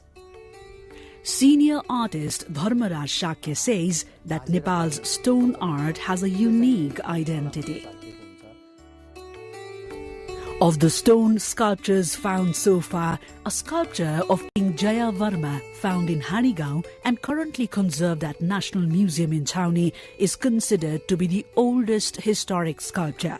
Likewise, sculptures in Changu installed by King Mandev, another found in Tilganga near Pashupati, a sculpture of Vishnu Vikrant in Lazimpat, and the one at Budhanil Kantha are also considered historic. Sculpture of Birupaksha Kirateshwar Mahadev at Pashupati Aryaghat, Vishwaroop at Changu, Garud Sayan Vishnu sculpture, Palanchuk Bhagwati, Gazalakshmi of Lalitpur, Chashal Hiti and Krishna Mandir of Patan, among others, are considered the best stone sculptures of Nepal. Terracotta sculptures and masks, among other artworks, are made from clay. Terracotta works are thought to have been in existence in Nepal from a long time.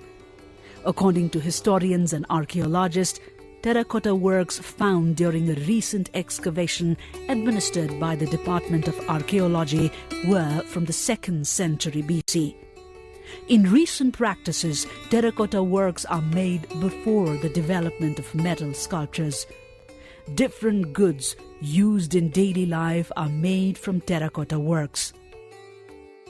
In addition to the sculptures of religious figures, products such as cups and plates, among other utensils, are also made from terracotta technique, while they are sold in domestic and foreign markets as well. Artists who have been working with terracotta for ages live in Thimi of Bhaktapur, Dang and Kapilvastu.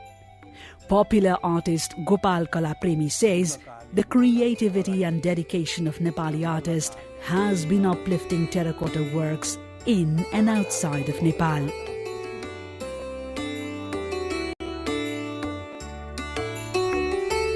Pauba art is made in the Kathmandu Valley and is considered as a traditional art form.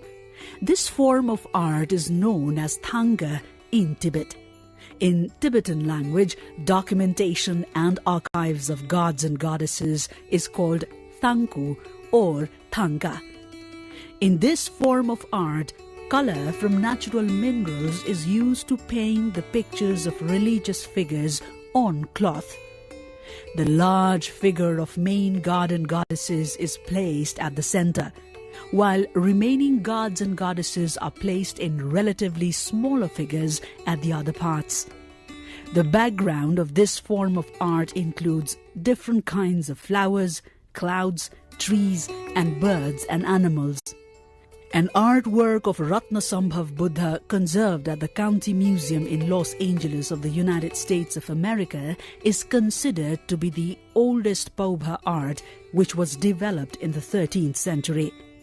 The Amitabha Buddha art of the 13th century, also at the County Museum alongside Vishnu Mandala of 1420, and the 19th century's Sahas Bhujalokeshwar saved at the National Museum in Chhaoni, are considered to be Nepal's best Paubha artworks. The demand of Paubha artworks is increasing in Nepal and the foreign market. Popular and senior artist Lok Chitrakar says continuous efforts of talented artists has helped increase the popularity of Nepali Paubha art. Nepali handicrafts have established a significant position in the international community for their traditional, religious, social, historic and archaeological richness. Nepal Academy of Fine Arts has been conducting significant tasks in regards to conservation, promotion and development of Nepali handicrafts. Active involvement of experienced, skilled and talented artists, along with their devotion and sacrifices, have been rejuvenating Nepali handicrafts and helping establish a unique and superior identity of Nepal in the international community.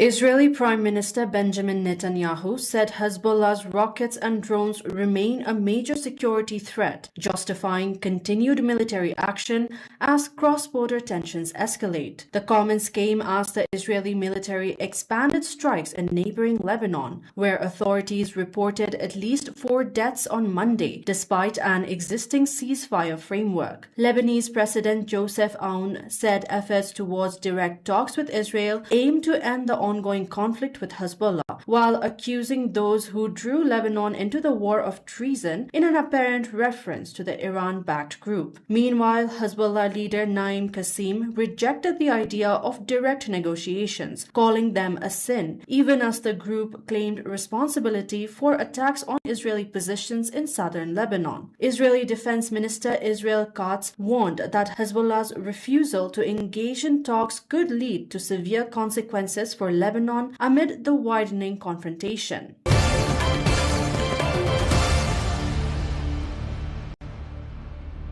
A new Iranian proposal to the United States aimed at reopening the Strait of Hormuz and ending the ongoing conflict has failed to break the diplomatic deadlock, according to reports cited by U.S. media and officials. The proposal, reportedly conveyed through Pakistani intermediaries, suggests postponing negotiations on Iran's nuclear program until after tensions with the United States and Israel are resolved. It is described as Tehran's latest attempt to ease a standoff that has persisted despite a fragile ceasefire reached earlier this month. U.S. officials, including President Donald Trump, are said to have reviewed the plan but expressed dissatisfaction, arguing that nuclear issues must be addressed from the outset of any talks. Washington has repeatedly insisted that Iran halt uranium enrichment and reduce its stockpile of enriched material as part of any agreement, a position it maintains as a red line. The White House said the United States will not negotiate through the media, even as broader tensions continue to disrupt regional stability and global energy flows.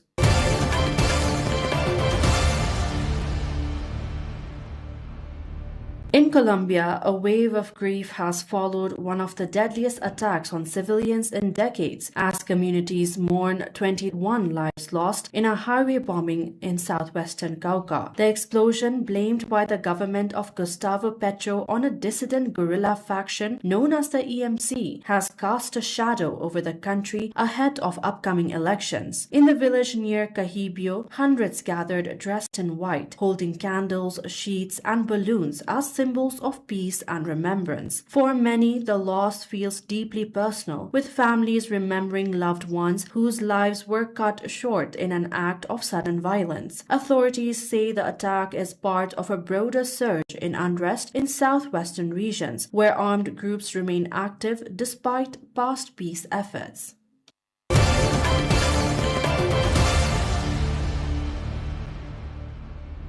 In Rome, Archbishop of Canterbury Sarah Mullally spent part of her final day visiting the Joel Nafuma Refugee Center, meeting displaced people and volunteers in a quiet moment of reflection and solidarity. The visit came during her first overseas trip since becoming Archbishop of Canterbury, the first woman to lead the global Anglican Communion. A former nurse and mother of 2, Mullally's path to the role is shaped by years of experience within the Church of England. At the refugee center, she listened to personal stories of hardship and resilience from the vulnerable communities. Her time in Rome also included a meeting at the Vatican with Pope Leo XIV, where discussions centered on unity and shared efforts in faith. The visit follows centuries of complex history between Anglican and Catholic traditions, dating back to the split initiated by King Henry VIII in the 16th century. While ties have gradually improved, differences remain, including the Catholic Church's stance against the ordination of women, an issue on which Mullally's appointment marks a significant milestone.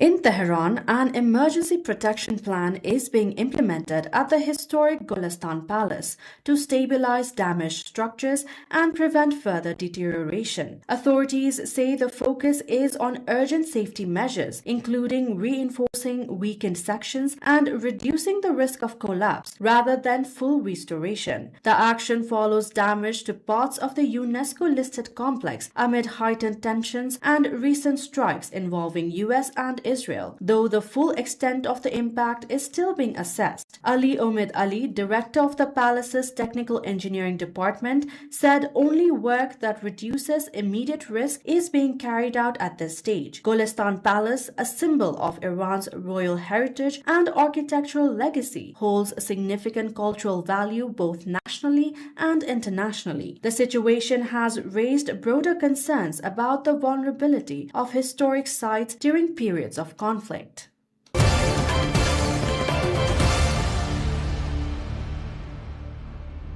Afghanistan is facing a deepening shortage of women in essential public services, with a new UNICEF warning that more than 25,000 female teachers and health workers could be lost by 2030 if the current restrictions continue. The UN agency said the country risks a dual crisis as trained women exit the workforce while a new generation of girls is prevented from replacing them due to the limits on education. According to the report, up to 20,000 women teachers and 5,400 healthcare workers could disappear from the system within the decade. Since 2021, girls in Afghanistan have been barred from attending secondary school, while women are also prohibited from university education under the current restrictions. UNICEF estimates more than 1 million girls have already been denied access to secondary education, a figure that could exceed 2 million by 2030 if the ban remains. The agency has urged authorities to lift the restrictions and called on the international community to continue supporting Afghan girls' right to education.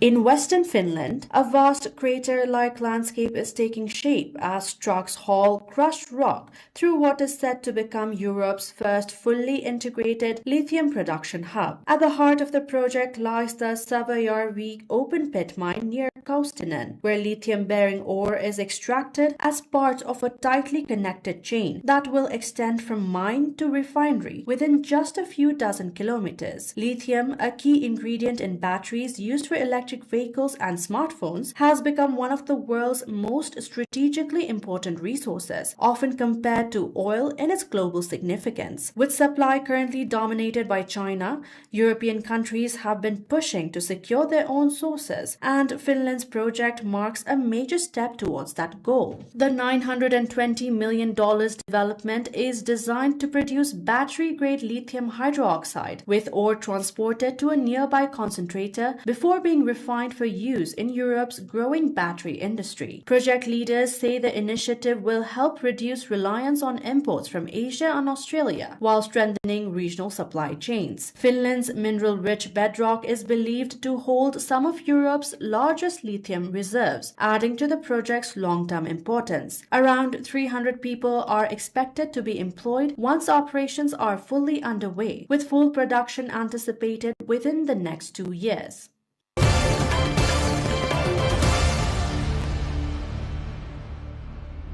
A quiet field, a nervous human, and a watchful horse. This is not a typical setting for recovery, yet for some British veterans, it has become a turning point. Former Royal Air Force reservist John Lewis, police officer Nick Morton, and ex-military intelligence operative Al Strudwick each faced deep personal struggles, from loss of confidence to mental health crises, and all shared an unexpected fear of horses. Their paths shifted when they were introduced to Warrior Equine, a UK-based charity using horses to help service personnel rebuild emotional balance and trust. Rather than traditional therapy, the program centers on interaction with guiding a horse using body language, breath, and calm focus. Founded in 2019 by Elle Millwright alongside equine instructor Jim Goddard, the initiative grew from years of working informally with veterans and recognizing the quiet challenges many carried home from service. service. Millwright, the wife of an RAF officer, recalls noticing subtle but undeniable changes in returning personnel, often left unspoken and unsupported. Through 3-day courses held between 6 to 8 times a year, participants learn to regulate their emotions through softening posture, slowing breathing, and finding stillness, skills mirrored by the horse's response. With no permanent facility, Warrior Equine keeps costs low by partnering with civilian equestrian centers and military resources. Its impact is now gaining wider recognition, with the organization selected as the official charity for the prestigious Royal Windsor Horse Show in May.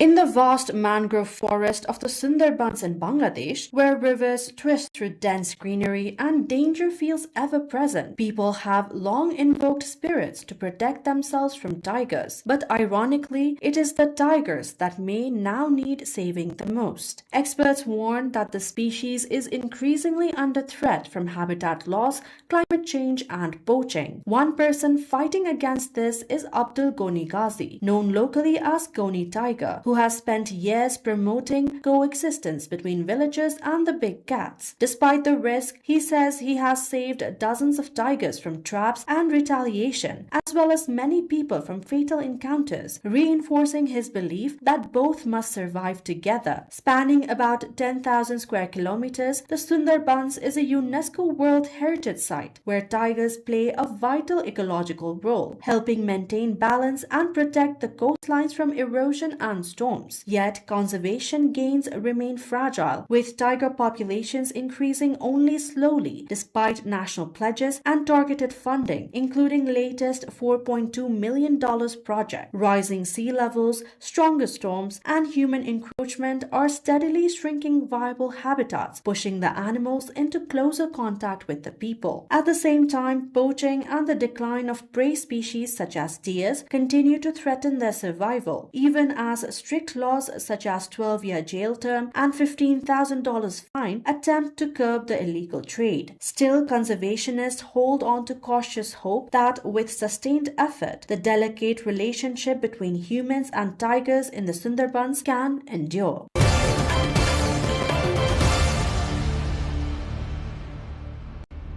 A group of atomic bomb survivors from Japan is holding an exhibition in New York to convey the horrors of nuclear weapons on the sidelines of a review conference for the Nuclear Non-Proliferation Treaty. The exhibition at the United Nations headquarters is the fifth of its kind. It has been organized by Nihon Hidankyo at each NPT review conference, usually held every 5 years. Nihon Hidankyo is also known as the Japan Confederation of A and H bomb sufferers organization. It won the Nobel Peace Prize in 2024. More than 50 items are on display, including molten glass from the intense atomic blast and photo panels. One of the panels shows a boy at a crematory believed to be in Nagasaki, carrying the lifeless body of his younger brother on his back, soon after the atomic bombing. UN Secretary General Antonio Guterres told the NPT review conference on Monday that the exhibition is an alarm reminding us of the cost of nuclear warfare.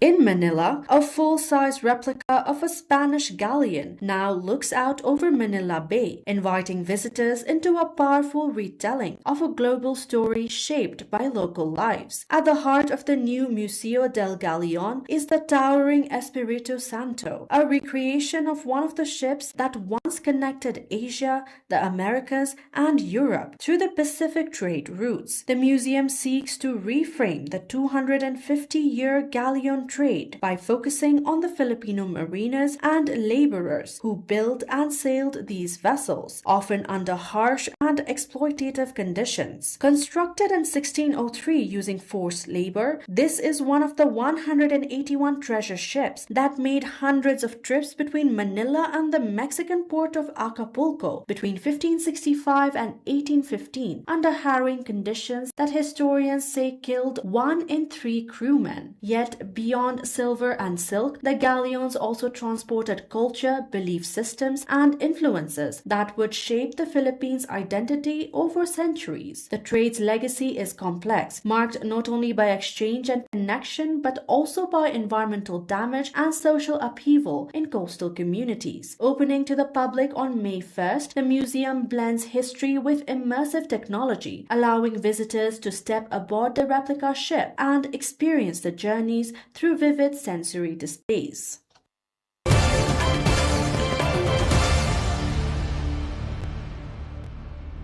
In New York, officials have announced the creation of free fan zones across all 5 boroughs for the upcoming FIFA World Cup, aiming to make the global tournament more accessible to residents and visitors. The decision comes amid growing criticism over the rising cost of attending matches, including expensive transport fares to venues such as MetLife Stadium in neighboring New Jersey, which will host key games including the final. Round-trip train fares of around $150 to the stadium, compared with the usual fare of about $12.9, sparked public backlash last week, with fans questioning affordability. City officials say the new fan zones will offer free live screenings alongside food stalls and cultural programming in each borough. Manhattan's gathering point will be at Rockefeller Center, while other boroughs will host similar public viewing spaces designed to bring communities together. Mayor Zoran Mamdani said the initiative reflects the idea that the world's game should belong to the world, emphasizing access over cost barriers. Transport authorities have defended the higher fares by citing operational cost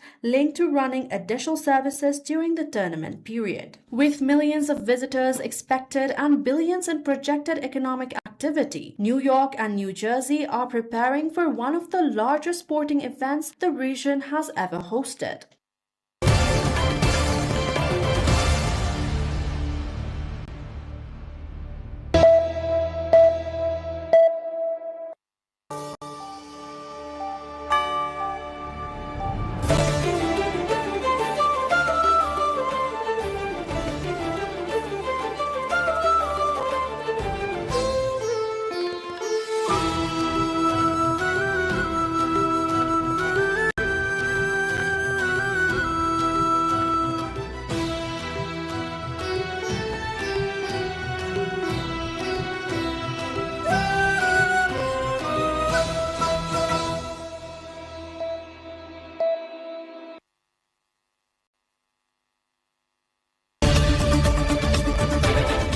Hello and welcome to The Perspective on NTV World. I am Sabika Shrestha, your host for The Perspective.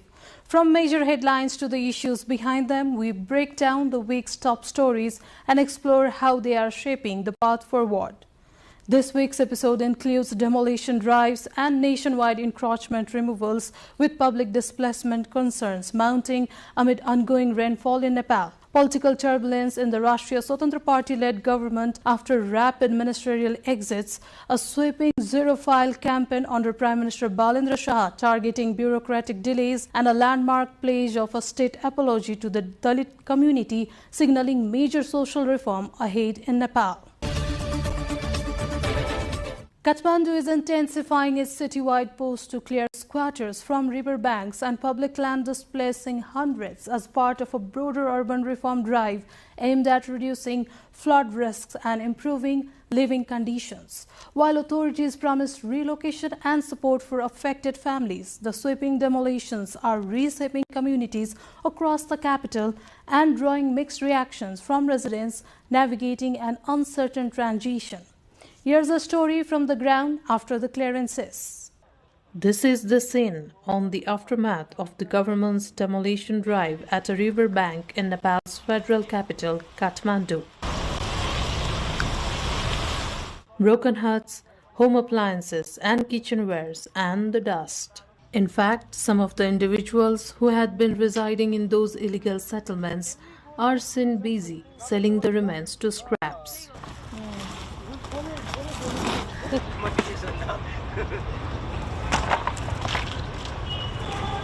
Acting under the direction of Prime Minister Balendra Shah, authorities carried out demolitions in key areas including Thapatali, Gairigaon, Sinamangal, Balkhu, Kuleshwar, and stretches along the Bagmati and Manohara corridors on Saturday. Officials say these settlements, long exposed to flooding, pollution, and a lack of basic services, pose serious risks to residents. Displaced families have been moved to temporary shelters and designated safe apartments, with the government providing food, transport, and emergency support. Vulnerable groups, including the elderly, sick, pregnant women, and children, were transported in metropolitan vehicles with police assistance to ensure immediate care and safety. A registration and verification process is underway at sites such as Dasarath Stadium to identify genuinely landless households who will be relocated to government-managed housing in the coming weeks. Authorities maintain the move is aimed at long-term rehabilitation and safer living rather than displacement. सरकारले कुनै ठाउँमा यस्तो कामहरू गर्नु पर्यो भनेदेखि ultimate दिएर 15 दिन सूचना दिएर 7 दिन सूचना दिएर त्यही पनि भएन ल 3 दिनमा त बाँकी छ तपाईहरुको भनेर अनि त्यसपछि त्यो गरिबहरु बसेका ठाउँमा उनीहरुले कोठा खोट्नु पाउँछ उनीहरु अलिकति आफ्नो व्यवस्था गर्न सकिन्छ आफ्नो व्यवस्थातिर लाग्न जान सक्छ यस्तो भाताभुङ हुनु पर्ने थिएन तर त्यो नगरिकन नै सरकारले हामीलाई भाताभुङ गरिदिनु भएको छ तर यस्तो नहोस् भन्ने चाहिँ चाहन्छु म त गरिब दुखीलाई चाहिँ यसरी अब सधैँ दुख नहोस् भनेर चाहिँ उहाँले केही न केही गर्नुभयो राम्रैको लागि गर्नुभयो नराम्रो भन्न मिल्दैन हैन उहाँले नि केही न केही सोचेरै गर्नुभयो होला भन्ने अब आश छ हैन. The issue of squatter settlements has lingered for years, often triggering protests whenever eviction efforts surfaced. However, officials say the current drive, led by a younger, reform-focused administration, signals a more coordinated push toward durable housing solutions and urban order, with assurances that no affected family will be left without support.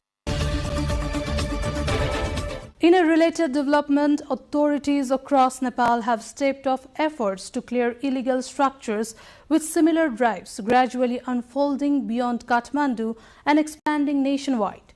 The encroachment removal campaign aims to reclaim public land and enforce urban planning laws, even as concerns grow over displacement and the lack of prior notice in several areas. The government of Nepal has launched a nationwide campaign to remove illegal structures built on government and public land. The operation, which has gained significant public attention, has sparked a debate, particularly in the Kathmandu Valley, where enforcement has been most visible. On the first day of the campaign, authorities demolished illegal structures along riverbanks in areas including Thapathali, Sinamangal, Gairigaon, and Santinagar in the capital, Kathmandu. The drive is not limited to the capital. Similar actions are being carried out across several districts of the country, including Rupandehi, Navalparasi, Birganj, and Nuakot. In Birganj metropolitan city, a major demolition drive has cleared more than 1,000 illegal structures along a key road section.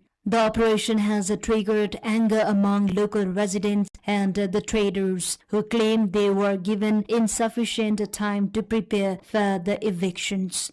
Following the clearance of structures within 25 meters on both sides of the Gandakchok Miteri Bridge road section, debris such as bricks, wood, and iron remains scattered along the roadside. It is estimated that around 1,200 private houses and 29 government structures have been impacted so far. सडक विभागको चाहिँ नि marking गर्ने व्यक्तिहरु आएर चाहिँ नि सबै ठाउँमा सडक नाप्दै सेन्टर पोइन्ट देखि कहाँसम्म पर्छ भन्ने कुरो चाहिँ उहाँहरुले चाहिँ मार्किङ गरेर बताउनुहुन्छ र जहाँसम्म 25 मिटर पछिको कुरो हो महानगरपालिकाले चाहिँ 5-5 फिट चाहिँ सेड ब्याक लिने चाहिँ हामीले चाहिँ निर्णय गरेका छौं मलबाको कुरो छ त्यो सबै चाहिँ सडक विभागले उठाउँछ र त्यसलाई व्यवस्थापन कहाँ गर्ने भन्ने स्थान चाहिँ वीरगञ्ज महानगरपालिकाले देखाउँछ.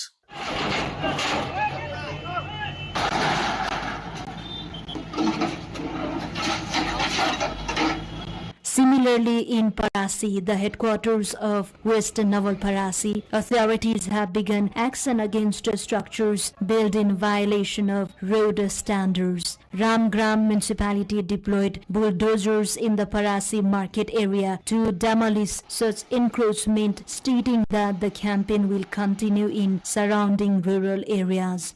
In another operation, the Galti Raswagari Road Project Office removed a dozen government and 86 private structures constructed on encroached government in various locations of Bidur Municipality, Nuwakot.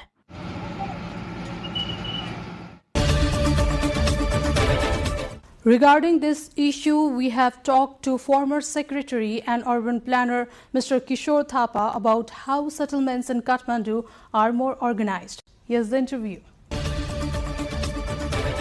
Welcome to Perspective, sir. Thank you. What long-term urban planning solutions can prevent the recurring issue of illegal settlements along river banks and public land? This is due to the lack of land use planning in our urban areas.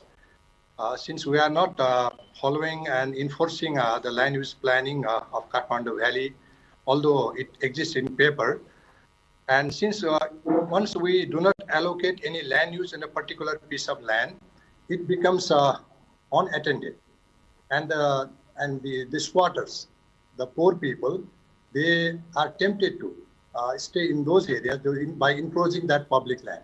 So it is basically a lack of land use planning initiatives on the part of the government. So once we designate appropriate land use in each and every part of the city, that area can be used for that particular use, and these the squatters they cannot encroach in that area. So land use planning is very, very important for us.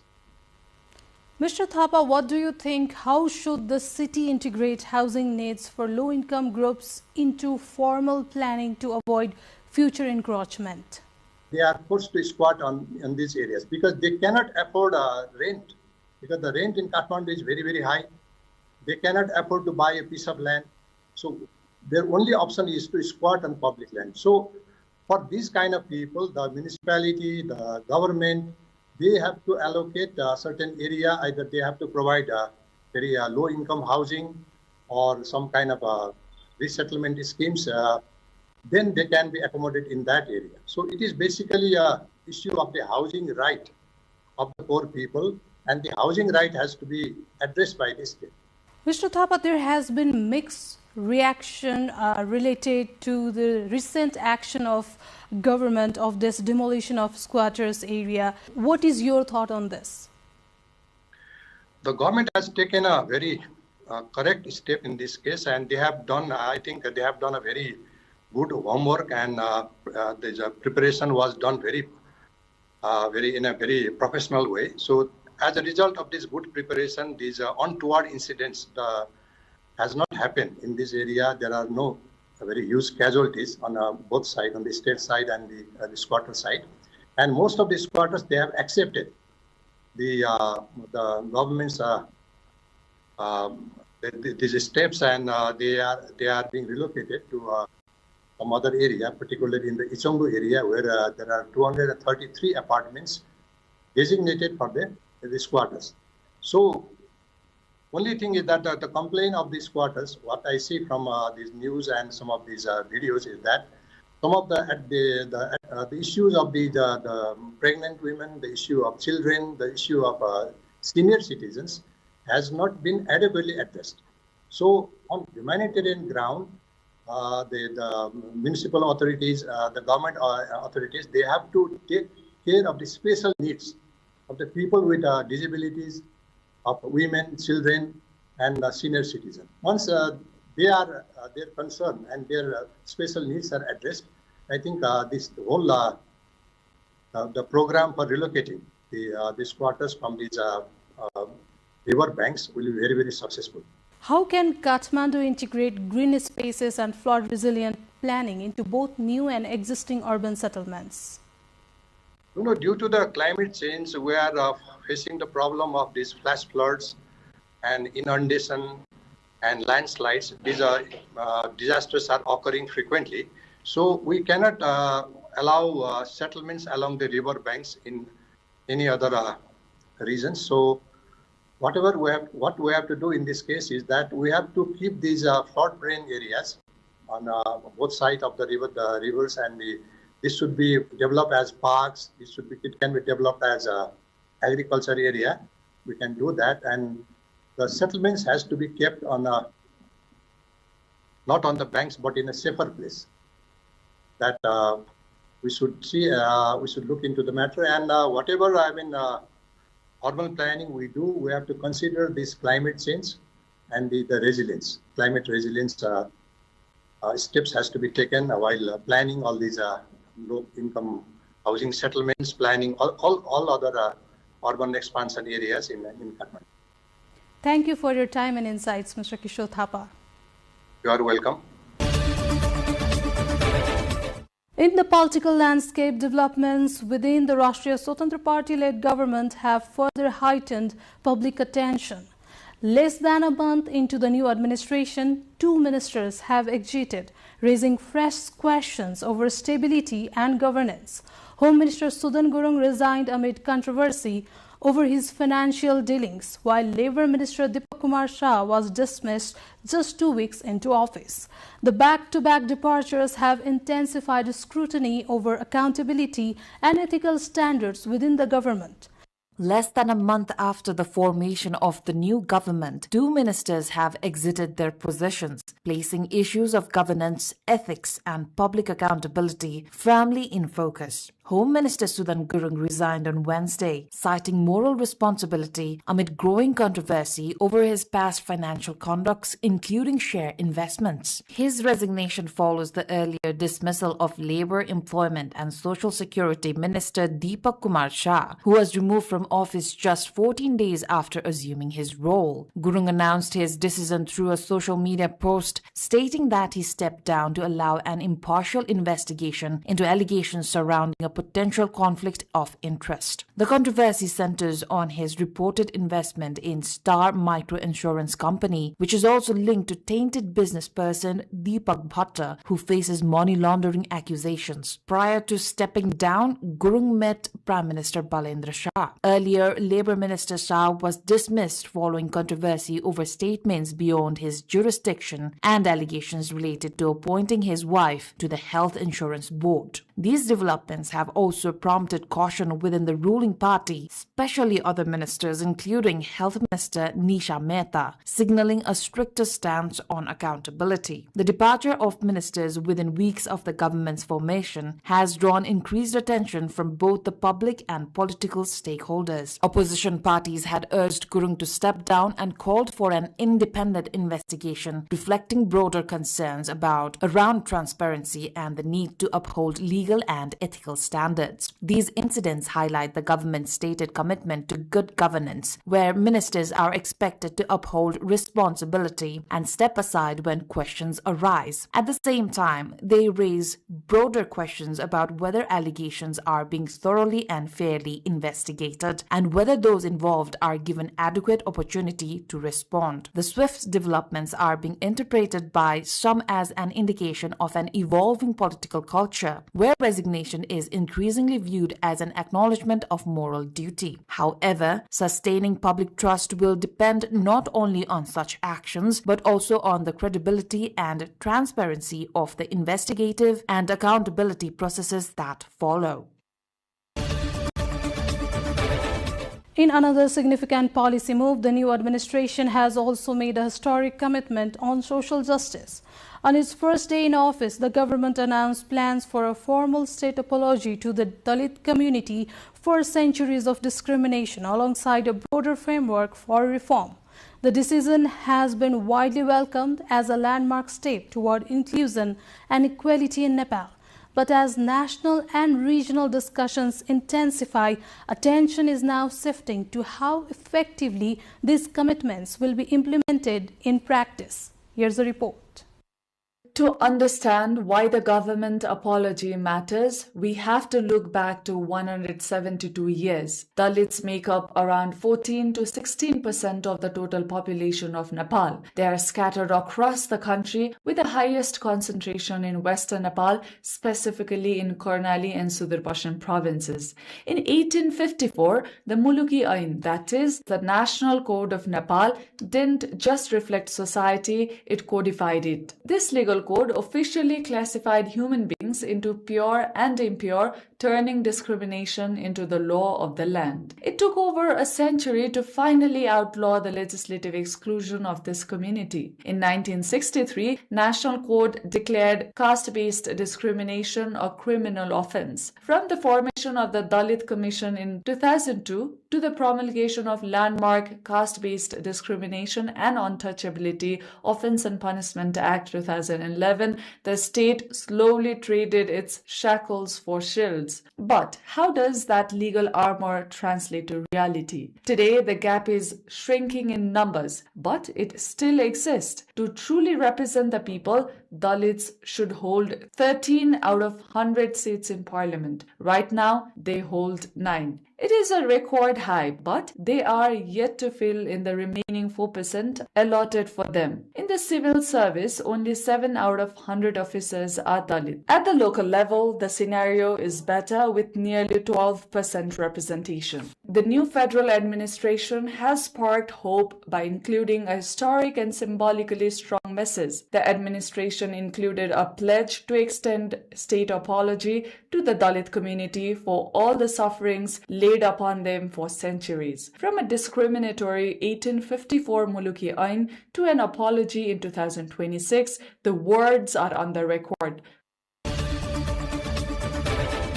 Amid these developments, the government has also moved to streamline bureaucracy through an aggressive administrative push.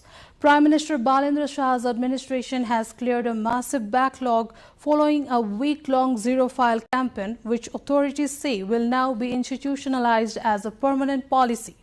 The initiative aims to ensure timely decision-making with strict disciplinary action proposed for officials responsible for future delays, signaling a broader effort to improve governance efficiency. A report. The culture of pending files in government offices may soon be a thing of the past. 7 days into the zero-file campaign, the Prime Minister's office reports a drastic reduction in administrative sluggishness. Launched on April 20th with a directive issued to all 3 levels of government, the campaign culminated in a zero-file week that ended on April 20th. Initial progress reports suggest that the initiative has successfully cleared a massive backlog of pending decisions. The campaign is aimed directly at improving public service delivery. Spokesperson for the Office of the Prime Minister and Council of Ministers states that while the law mandates timely services, employees often use various excuses to delay work. This campaign was designed to break that cycle. सरकारी निकायमा निर्णय प्रक्रिया छरितो होस् त्यहाँ कुनै पनि नागरिकले झन्झट बेहोर्न नपरोस् निर्णयमा ढिलाइ भएको कारणले झन्झट बेहोर्न नपरोस् र सरकारी कार्यालयको भित्रको आन्तरिक निर्णय प्रक्रिया पनि सहज र सरल बन्दै जाओस् भन्ने उद्देश्यका साथ यो अभियान चाहिँ सुरुवात गरिएको हो। हेर्दाखेरि अहिले यो 7 दिनको एउटा सप्ताहव्यापी अभियान भए पनि यो अभियान चाहिँ 7औं दिन सकिसकेपछि पनि निरन्तर रूपमा सबै सरकारी कार्यालयहरूले गर्ने गरी मार्गदर्शनको रूपमा सबै निकायहरूलाई चाहिँ पठाइएको छ। While the exact data on the total number of files cleared is still being compiled, the government has announced that zero file will no longer be a one-week event. It will now be a year-round operational standard. Administrative experts have long urged the government to implement the citizen's character with compensation as outlined in the Good Governance Act. They argue that negligence in service delivery increased in the past because individual employees were rarely held financially or professionally responsible. That's all from The Perspective for this week's edition. We will be back next week with major updates. Stay tuned to NTV World.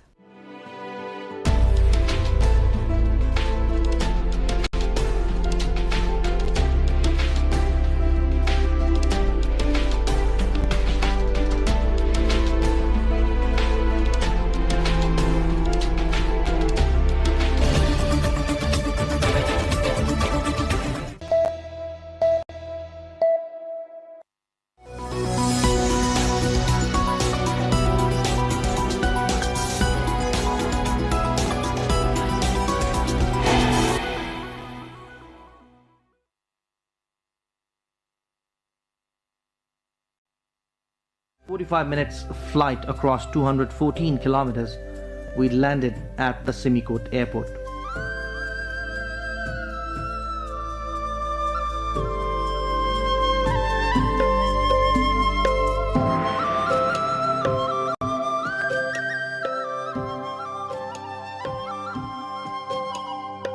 It was a great relief to land in Simikot for us, who had spent few days in hot Nepalganj. The cool breeze welcomed us to our great expectations. According to locals, Simikot got its name with the combination of Simi and Kot. Indeed, it is the combination of Sim meaning wetland and Kot meaning green meadow.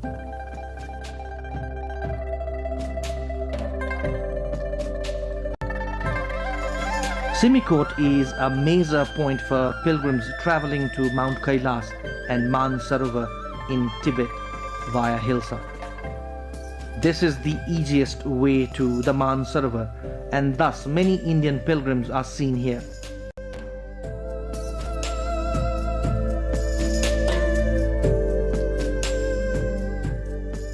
Main त यो हुम्ला सिमीकोट चाहिँ तपाईको अब भनौं न अब Kailash मानसरोवरकै gateway भएकोले एउटा यहाँ आउने भयो।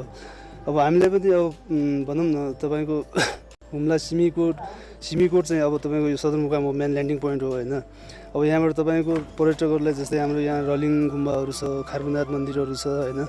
अब जस्तै यहाँ तपाईको एकदम के भन्छ प्राकृतिक सुन्दरताहरु हेर्ने ठाउँहरु थुप्रै छ। किनभने हामीले त्यो ठाउँहरुलाई चाहिँ फोकस गर्न नसकेर बाहिर ल्याउन नसकेर मात्र हो। अब ल्याउन सक्यो भने पर्यटनहरु आवश्यक नै बढी मात्रामा बढ्छ भन्ने आशा छ। We arrived Simikot with a throng of travelers to Humla, comprising some domestic and foreign tourists. Soon our team became a cozy group of travelers. We traveled together to Limi of Namkha, among the 7 rural municipalities of the district: Simikot, Namkha, Kharpunath, Tangkheli, Sarkegard, Adnacholi and Tanjakot. The jeep ride in the gravel road is some kind of experience in this majestic terrain.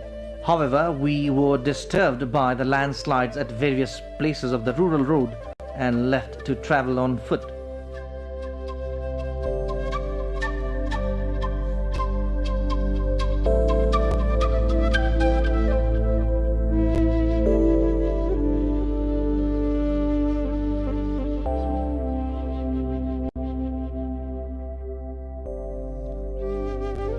We arrived at Chaudan Foya after a few hours of walk, but our overnight stay was still a few hours trek to Dharapuri.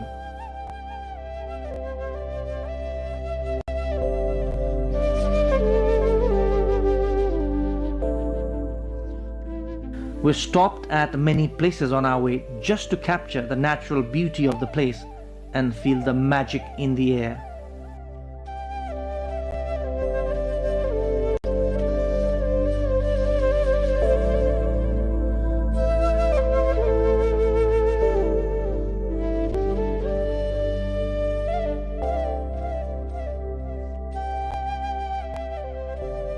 These hills and the spontaneous Karnali river kept inspiring us.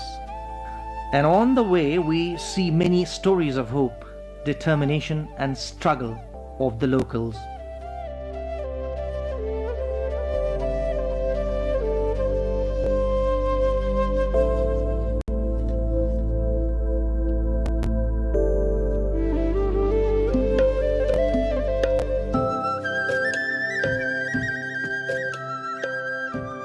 It was almost dusk, but our destination was still at some distance.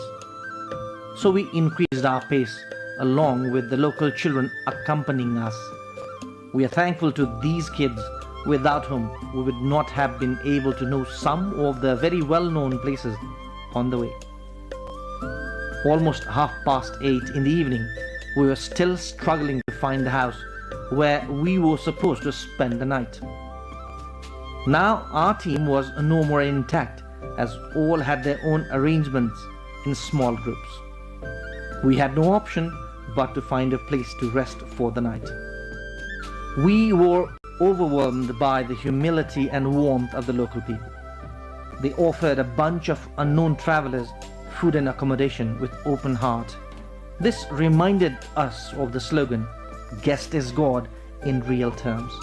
Not the most affluent of the societies, but very welcoming at heart. In need, but have the humility. Poverty-ridden, but full of humanity. We salute the rural folks who mess around the year in this inhospitable terrain for survival. The next morning, we all get together. Our next destination was Kermi. The whistling sound of Karnali flowing down somewhere, the rocky hills and the small trails like ropes attached in these hills. Risky and dangerous. Not the best of conditions for trekking, but that's where the thrill is. That's where the adventure is.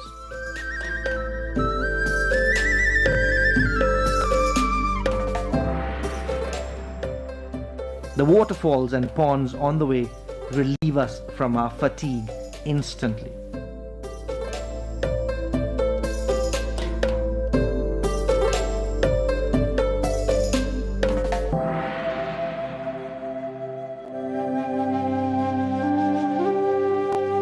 Chachara is one of the biggest waterfalls in this place.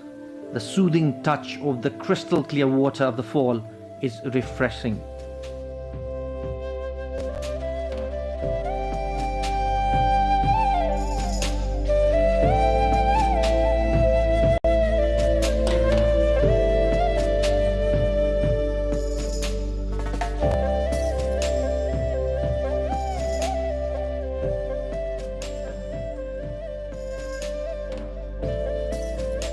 Our lunch was at Dade Kermi, where small tents were set up by the locals to serve food and some rest for travelers. The Chinese stoves used here are smokeless and must have eased the life of the rural folks to a larger extent. We had seen these types of stoves in Dharapuri as well.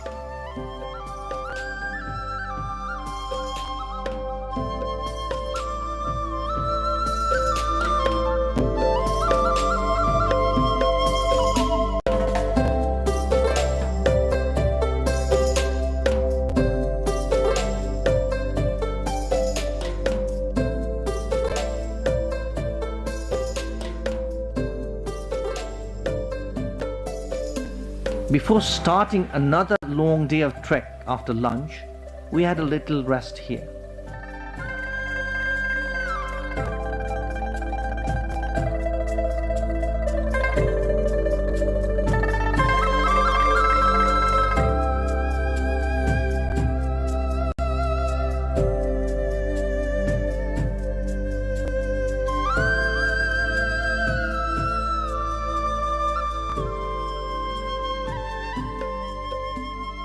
Our journey to Limi is still a long way to finish. We also did not get any chance of hitchhiking as no vehicle was plying on the road due to landslide obstructions.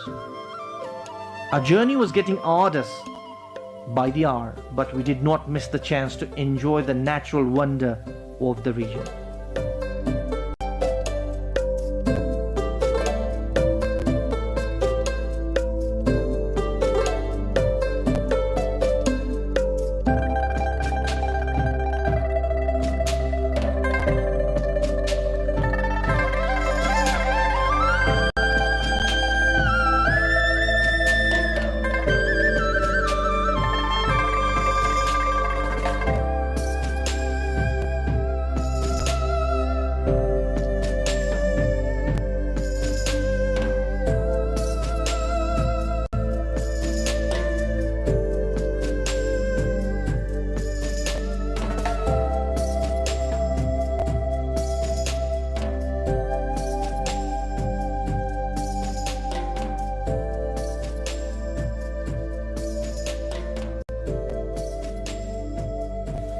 Agriculture and cattle are the main profession of the people here.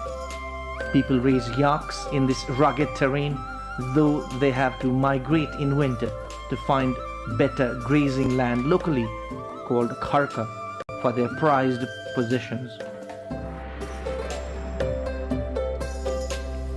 We found herds of yaks at different places on the way.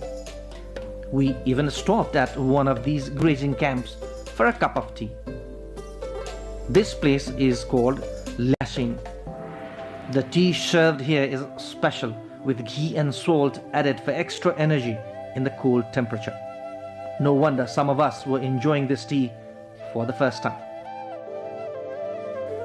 To our great relief, we got the news that a goods-laden truck was heading towards Limi from Tibet of China. However, we still had some distance to cover to catch the truck. We all wanted to rush with the hope to reach there in time to get a lift. At the moment, we are at Chanso, where there is not enough place for our jumbo team to spend the night. Finally, we decided to spend the night in Chanso itself, as the way ahead was more difficult and riskier. Two families had set up their yak camps here and living in two tents. Our big team had to divide and accommodate in these two tents for the night. We squeezed in for the night anyhow.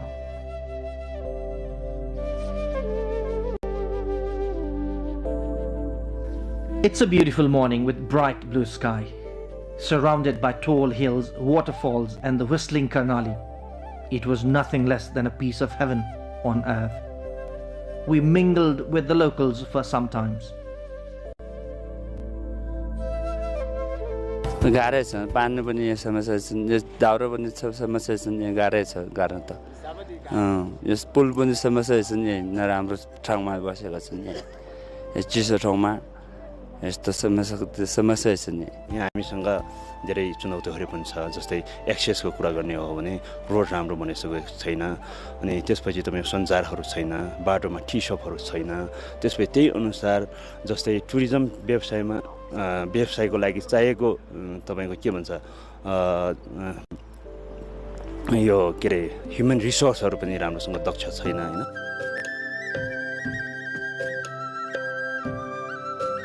We had to climb up to the altitude of 4,800 meters to reach Limi.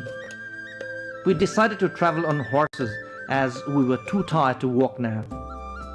We managed horses for our team and set out on our way.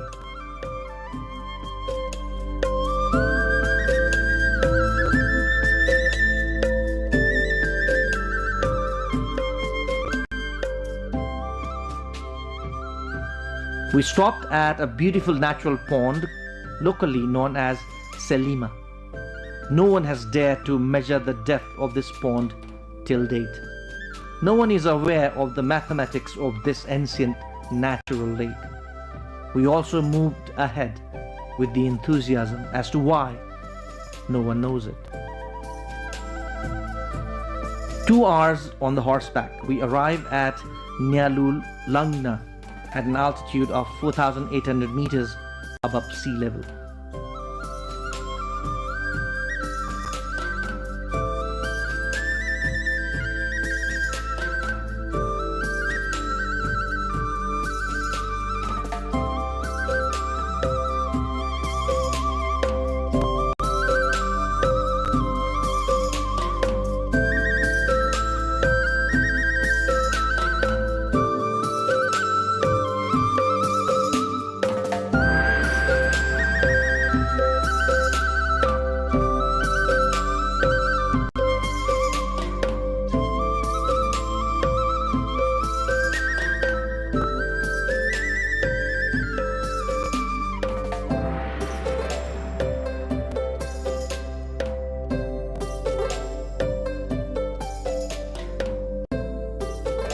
Surrounded by white mountains and hills, we found 2 Chinese trucks ready to leave for Limi.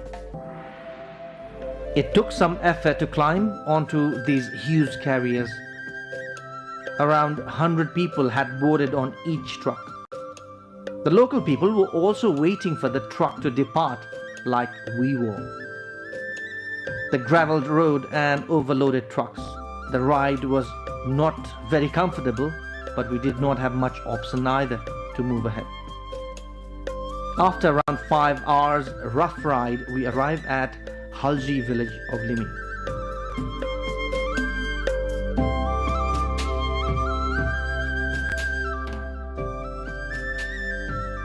Three villages, Tili, Halji and Jang, were collectively called Limi. It was almost evening by the time we reached Halji. The sight of Karnali snaking between the hills, symmetrical houses, green meadows, and the hearty welcome of the locals relieved of our fatigue.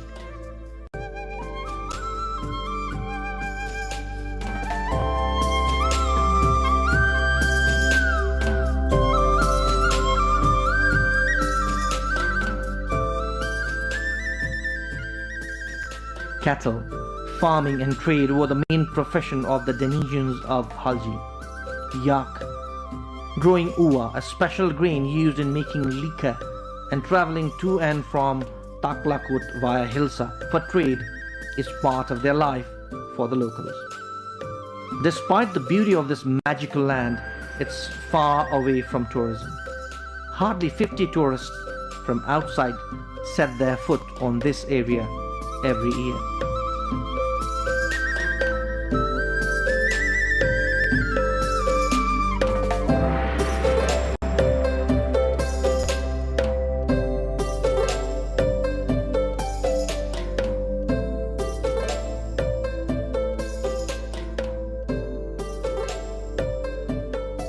The millennium-old Halji monastery, built by Locha Warinche Samo, is the pride of this place. Monk Samo had built this monastery as the last of his 108 structures around the world. Monk Samo is believed to have died while constructing this monastery.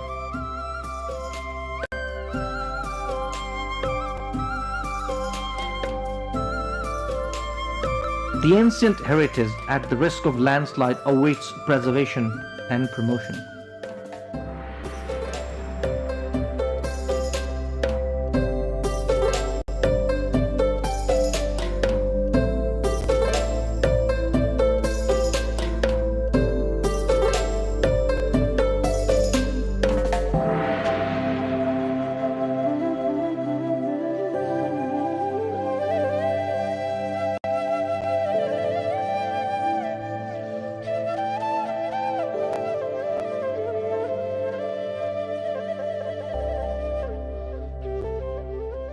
दायाँको त्यहाँ पहिरोको डर छ यहाँ हैन त्यहाँ बायाँको त्यही डोरीको दुख छ त्यही ढुङ्गाको धेरै दुख छ बिचमा खानु पाउनको पेरको दुख छ यहाँ धेरै आवश्यक छ के छ यहाँ गुम्बा विधानमा त्यही सबै ती पुरानो लिङ्ग मूर्तिकुटी माटोमा लिगेर ती बिग्री जान्छ।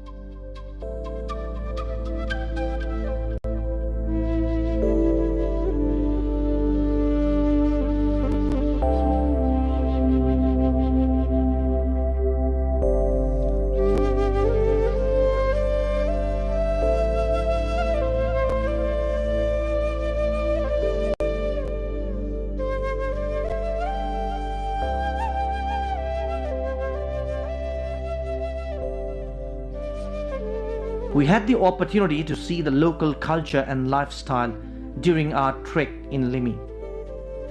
What impressed us the most was the dress, including local bakhu, sonba, chino and quinoa bread.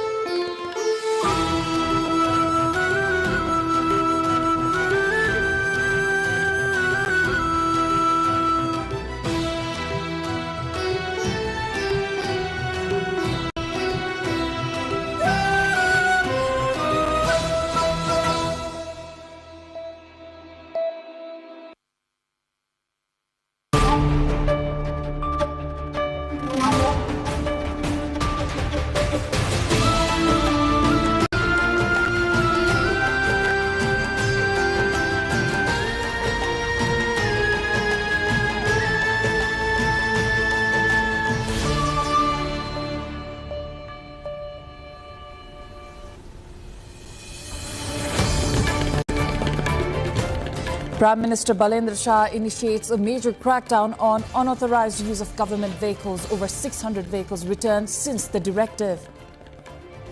Nepal's economy projected to reach 6.6 trillion rupees. Service sector drives growth despite stagnant per capita income. New academic session officially begins across Nepal after a 2-week delay caused by regional fuel supply shortages. UAE to exit OPEC and OPEC Plus in historic policy shift. Strategic withdrawal on May 1st signals growing rift with Saudi Arabia. 7 civilians killed in eastern Afghanistan following cross-border strikes from Pakistan as border tensions escalate between the neighboring nations. And European giants PSG and Bayern Munich face off tonight in a high-stakes Champions League semi-final first leg clash in Paris.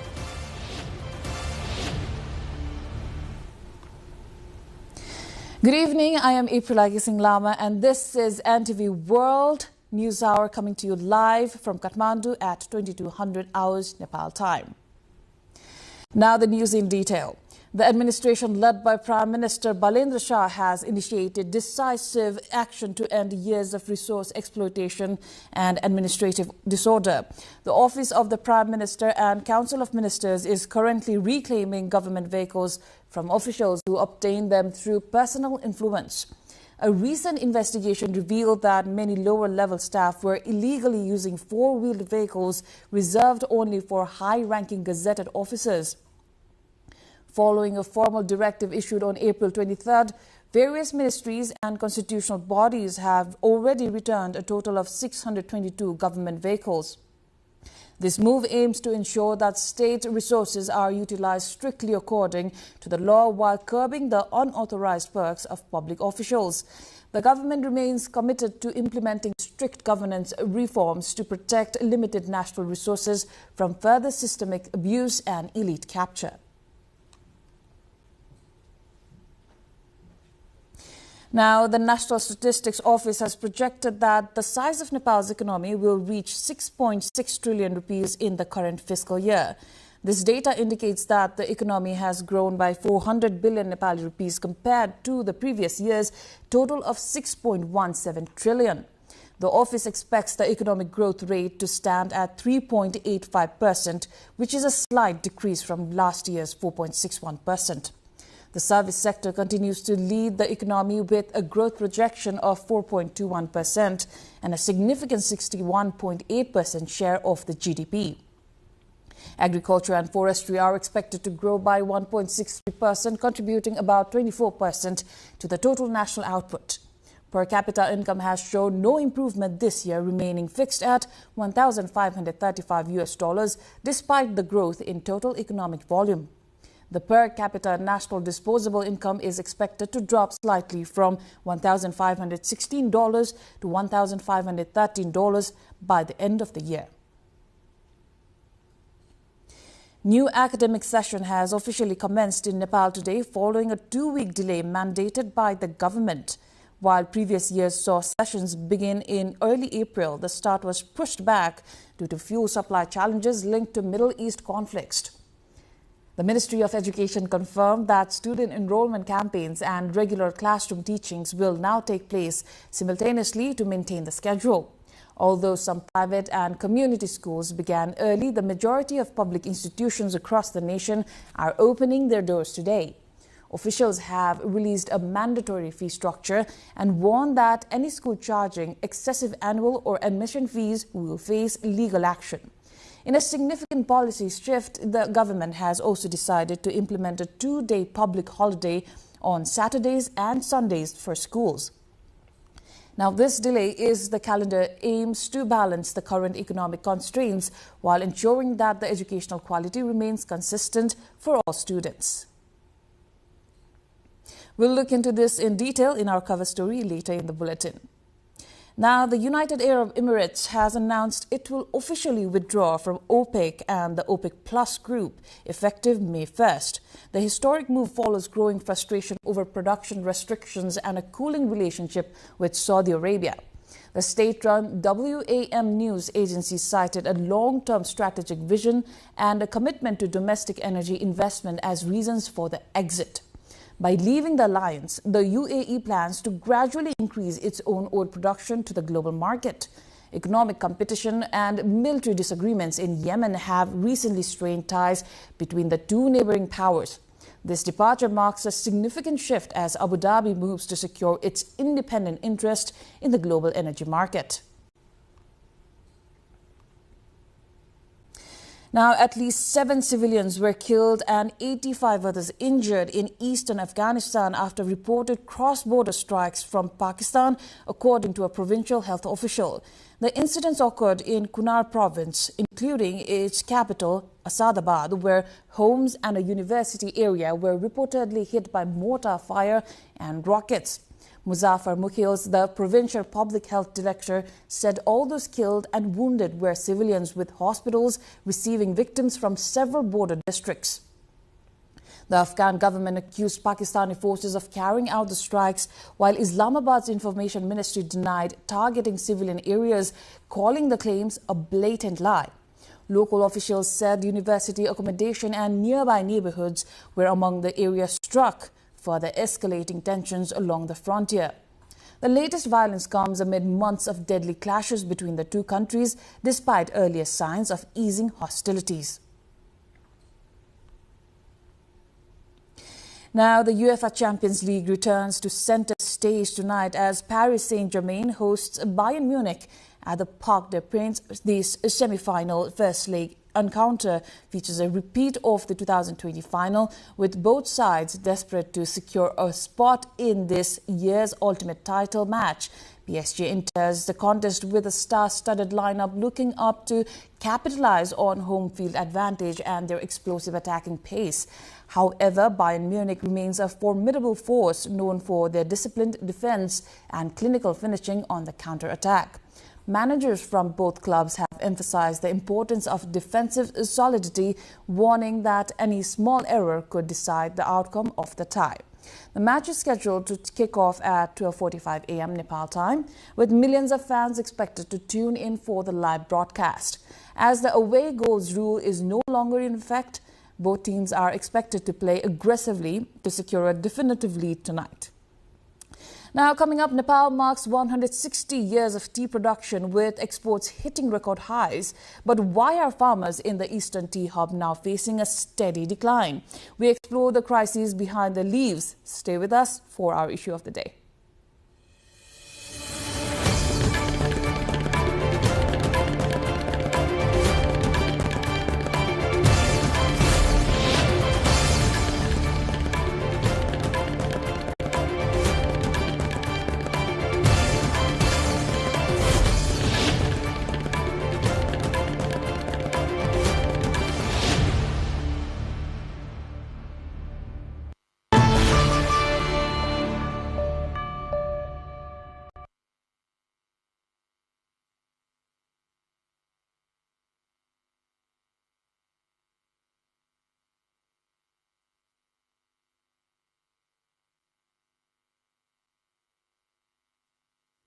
You're watching NTV World News Hour. Welcome back. Nepal is celebrating 160 years of tea production, with annual output now reaching 25 million kilograms of processed tea. The industry began in 1863 when Janga Bahadur Rana brought seeds from China, leading to the first plantations in Ilam and Chapa. Government promotion intensified in 1982 when 5 eastern districts were officially declared tea zones to boost commercial farming. Today, the country produces both CTC and orthodox varieties, with high-quality orthodox tea fetching over 10,000 rupees per kilogram. नेपालमा चाहिँ विशेष गरी orthodox र CTC chia उत्पादन हुन्छ। तराई क्षेत्रकोलाई चाहिँ CTC, तराई क्षेत्रमा CTC chia उत्पादन हुन्छ भने नेपालको पहाडी क्षेत्रमा चाहिँ अर्थोडक्स चियाहरू उत्पादन हुन्छ। हालसम्म चाहिँ नेपालको 31 वटा जिल्लामा चियाको उत्पादन भएको छ भने यसको चाहिँ विस्तार बढिरहेको छ। अहिले पछिल्लो समयमा चाहिँ हैन, हामीले चिया विस्तारको कार्यक्रमहरू पनि गर्दै आइरहेका छौं। Through mid-April of the current fiscal year have reached 4,060 million rupees. India remains the primary market, receiving 86% of exports, while smaller amounts reach Europe, the United States and Gulf nations. Despite being a major income source for thousands of farmers, many growers still face significant challenges regarding fair pricing and resources. गाडीको प्रवर्धन गर्ने नयाँ किसिमको चाहिँ boat बिरुवा बाली भनौँ चियाका पनि विभिन्न नयाँ जातहरूको प्र्याक्टिस गर्ने उद्योगहरू र त्यसको प्रोसेसिङ चाहिँ नयाँ र आधुनिक ढाँचामा चलाउने ढङ्गले गयो भने अहिले जसरी झन्डै 4-5 अरबको मात्रै चिया बाहिर जाँदैछ यसलाई वृद्धि Currently, 15,000 farmers across 31 districts from Ilam to Kalikot cultivate tea on over 20,000 hectares of land. Nepal now operates 120 processing centers ranging from large tea estates to small and medium enterprises. Climate change, market instability and rising production costs are increasingly posing serious challenges to the tea industry in eastern Nepal, acclaimed tea hub of the country. Tea, considered the backbone of Chapa's economy, supports more than 100,000 farmers and workers. However, in recent years, both tea cultivation and the tea business have been steadily declining. Rojina Rai with our local correspondent Dikesh Lama on National Tea Day digs deeper. The high-quality premium black tea produced in Nepal's eastern tea gardens, especially in Ilam, often referred as black or Himalayan gold due to its exceptional quality, golden tips, and a strong demand in international markets. The eastern tea gardens, with a century-long history of tea production, form a significant part of Nepal's agricultural export and tourism appeal. Ek Suiro, meaning one bud premium high-altitude orthodox black tea from these gardens, are widely celebrated for its organic standards and a distinctive golden hue. However, farmers in these green hills, along with workers and entrepreneurs in the tea sector, are increasingly facing serious challenges. A weak market system combined with the growing impact of climate change has led to a steady decline to both production and export in districts where tea worth billions of rupees is traded annually. Farmers continue to struggle with limited market access as well as shortages of essential fertilizers. सरकारले नै अब चियाको मूल्य निर्धारण गरेदेखि chia किसानलाई अलिक राम्रो हुन्थ्यो. Last year, a severe pest outbreak damaged tea plantation, causing significant losses. At the same time, climate change has reduced both the quality and quantity of production, further hampering export.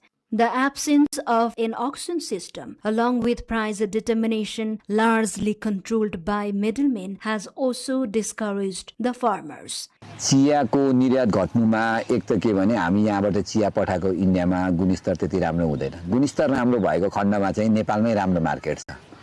त्यसकारणले आज हामीले चाहिँ के गर्दैछौँ भने गुणस्तरमाथि जोड दिँदैछौँ र नेपालमै बेच्ने हाम्रो चाहिँ पहिलो लक्ष्य छ. In the fiscal year 2024-25, Nepal exported tea worth approximately 4.21 to 4.59 billion Nepali rupees. While Nepal has a strong potential in the specialty tea market, its share in global tea export remains very small, estimated at under 1%. If the challenges facing the tea industry and farmers are not addressed by state authorities and concerned stakeholders, Nepal's tea export performance and global competitiveness are likely to continue decline in the future. Rosina Rai with Dikesh Lama reporting for NTV World. Now, in this context, we asked tea farmers and workers what problems had they been facing. Let's have a look.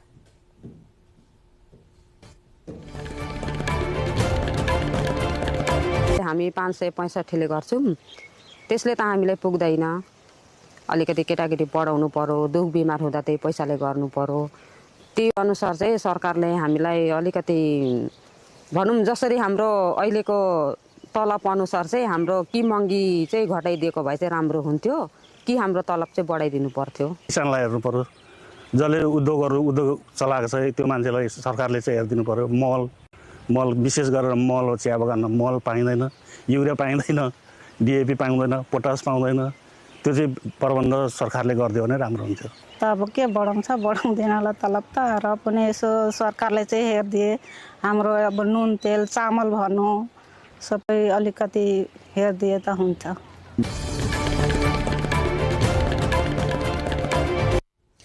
Ilam continues to stand as the powerhouse of Nepal's tea industry, producing the highest volume of tea in the country. With a history spanning 160 years, the district's vast estates are the primary source of the nation's major annual output. From the first seeds planted to its status as a government-declared tea zone, Ilam remains the central hub for both high-value orthodox and CTC varieties. Here's a report. At elevations soaring over 7,000 feet, the misty mornings and cool climate create the ultimate setting for world-class tea. A silent revolution of strict organic farming has taken over these hills, completely banishing synthetic fertilizers and pesticides. The result is a pure leaf that sustains both the environment and the health of the people drinking it. Quality starts right at the branch with an uncompromising standard. Just 2 leaves and a bud. That tender growth packs the highest concentration of essential oils and flavor. Processing starts with withering, dropping the moisture content by approximately 50 to 70%. This allows the leaf to be carefully rolled without snapping. The rolling process itself breaks the cell walls to release natural juices and enzymes. If they're making black or oolong teas, the leaves are laid out to oxidize in perfectly controlled temperature and humidity. Finally, firing stops the oxidation process, locking in the flavor profile and dropping the moisture down to around 3%. After that, it's time to grade and pack the finished leaves. From rare luxury varieties to classic orthodox black, these teas are some of Nepal's most special exports. Black tea might be the most famous, but Nepali artisans craft a stunning spectrum of orthodox varieties. Experts first evaluate the aroma of the infused leaves and then give the liquor a loud slurp.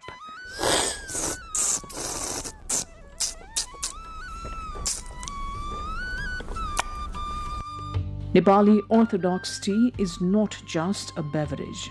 It's the very essence of the Himalayas poured into a cup. It tells a story of tradition, of deep respect for the earth, and an uncompromising pursuit of perfection. Next time you brew a cup, take a moment. You might just taste the clouds.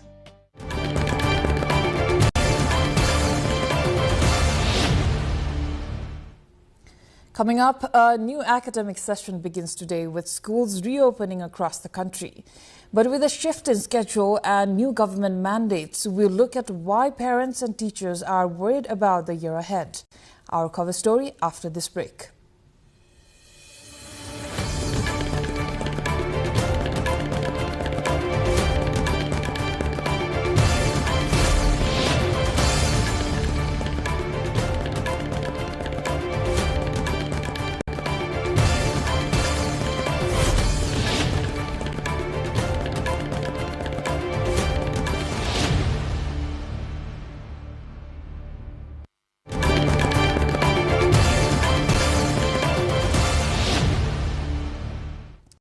You're watching NTV World News Hour. Time for the cover story. A new year, a new calendar, and a new set of challenges.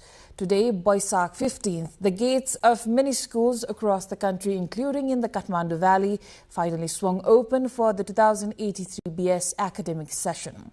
But this isn't just a simple first day. Following a landmark Supreme Court ruling and a government mandate to curb fuel consumption, the entire rhythm of Nepali education has shifted. While the Ministry of Education calls it a standardized start, parents and educators are worried that the math simply doesn't add up. Here's a report. The usual Boishak second rush was nowhere to be seen this year. Instead, for the first time in recent history, the academic session was pushed back 2 weeks. Today, Boisak 15th, April 28, the admission campaign officially began, But the delayed start is only half the story. To combat a national fuel shortage, the government has slashed the school week. With a 2-day weekend now in effect, students lose nearly 50 instructional days a year. Educators warn that the 2083 Bikram Sambat curriculum, designed for a 6-day week, is now at risk of being left unfinished.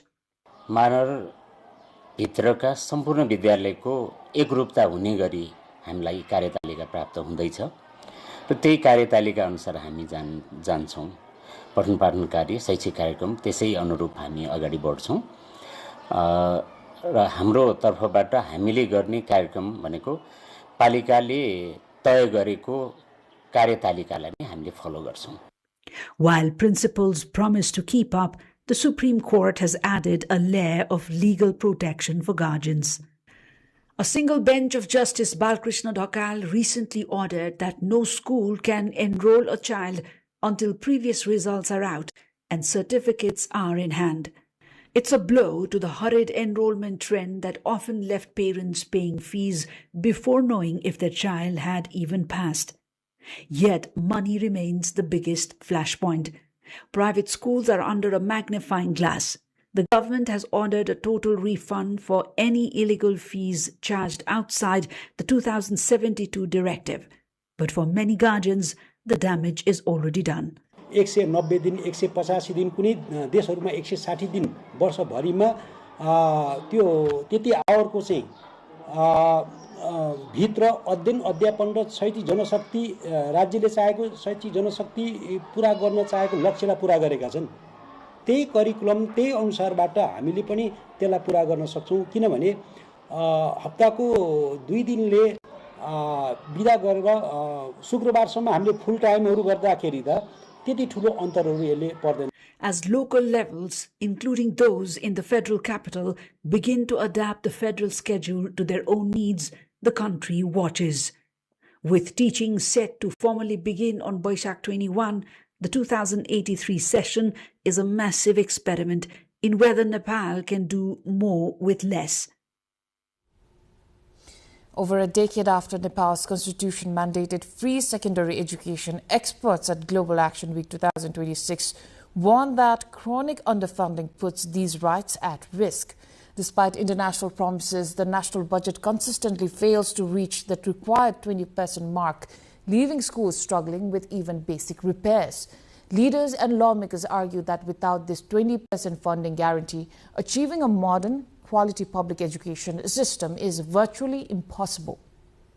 Activists also highlight a crisis of equity, noting that children from Dalit and marginalized communities still face significant barriers to access. While Parliament is currently fast-tracking a revised education bill, educationists emphasize the need for technology-friendly schools and better teacher support. Ultimately, success depends on a clear divide of labor. The federal government must provide the budget while local and provincial levels manage school welfare and technical training.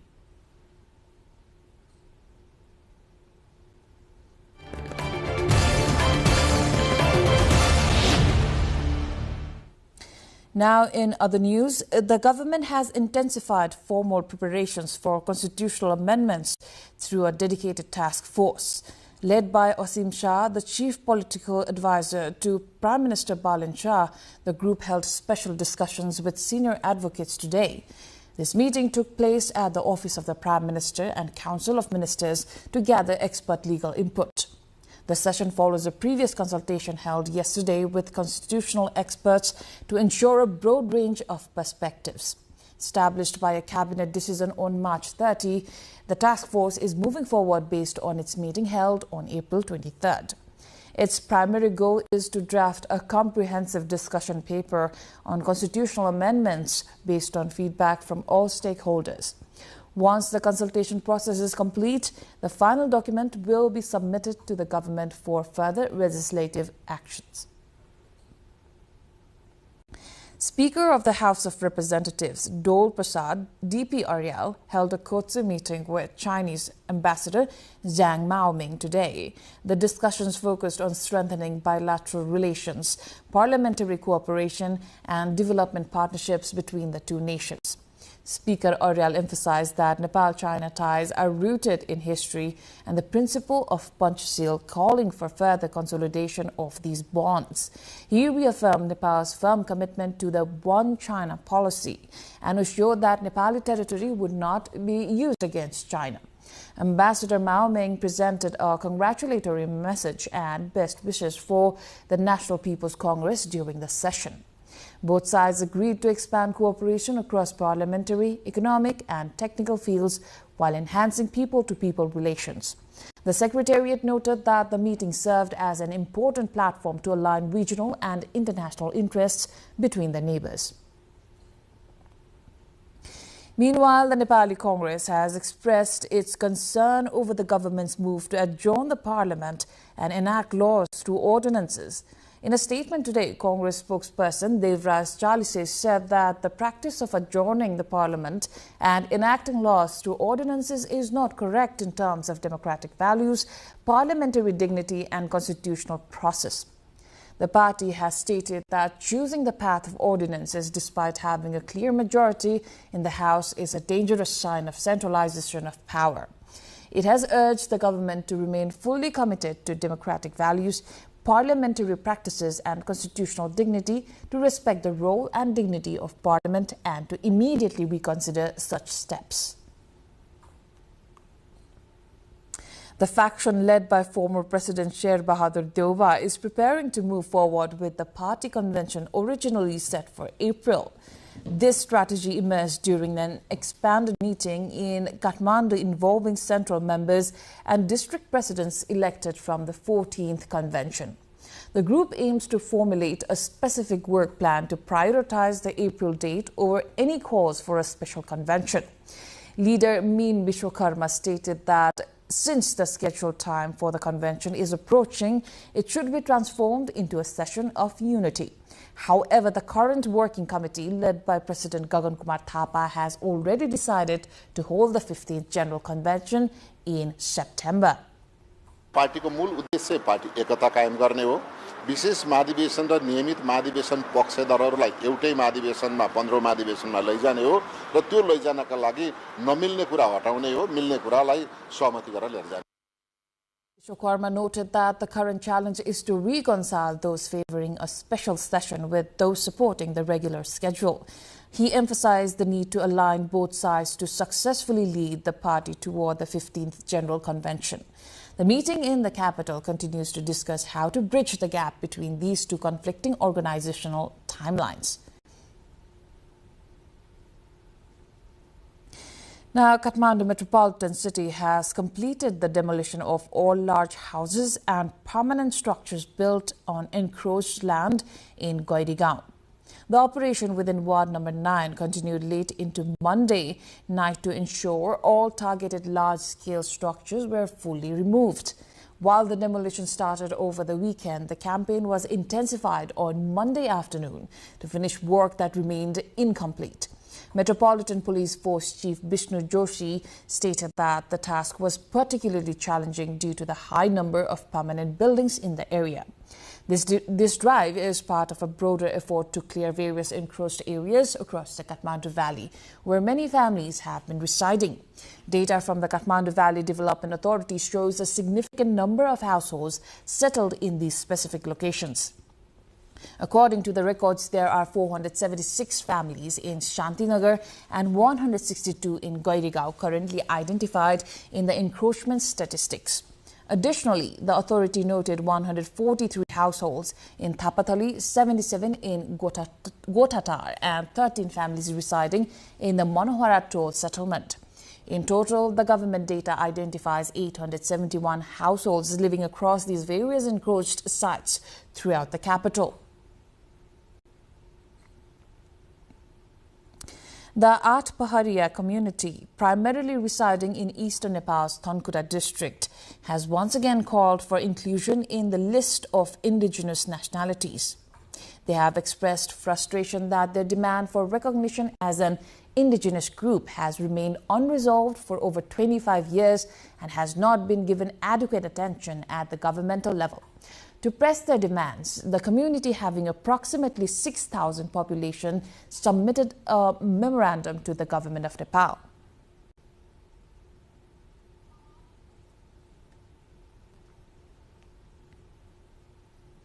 Astaman Atpaharia, central president of the Kirat Atpaharia Society, had also organized a rally to the district administration office where they formally handed over the memorandum to draw the government's attention. The document was later forwarded to Prime Minister Balendra Shah through Chief District Officer Binod Kumar Khadka.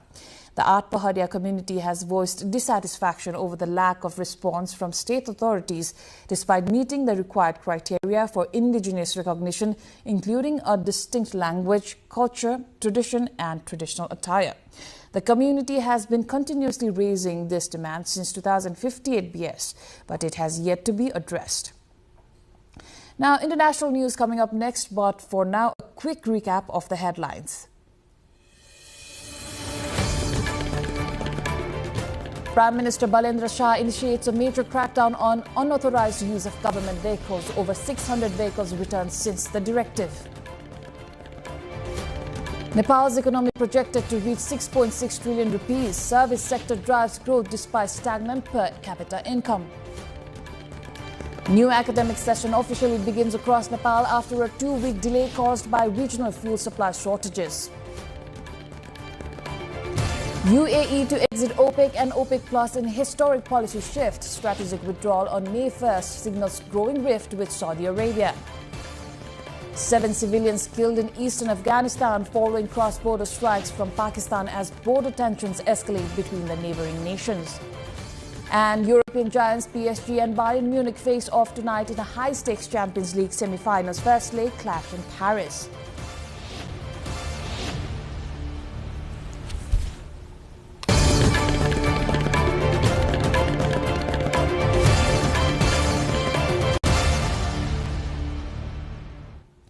King Charles and Queen Camilla arrived at the White House on the second day of their U.S. state visit, where they were greeted by President Donald Trump and First Lady Melania Trump. President Donald Trump said Tuesday that the United States has no closer friends than the British, as he welcomed King Charles III to the White House amid tensions over the Iran war. In the centuries since we won our independence, Americans have had no closer friends than the British.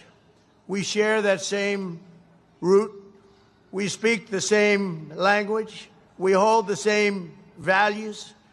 And together our warriors have defended the same extraordinary civilization under twin banners of red, white, and blue. This marks the first British state visit to the U.S. since Queen Elizabeth's trip in 2007. Saudi Crown Prince Mohammed bin Salman chaired a critical consultative meeting of the Gulf Cooperation Council in Jeddah on Tuesday. This marks the first in-person gathering of regional leaders since their nations became a front in the conflict involving Iran 2 months ago.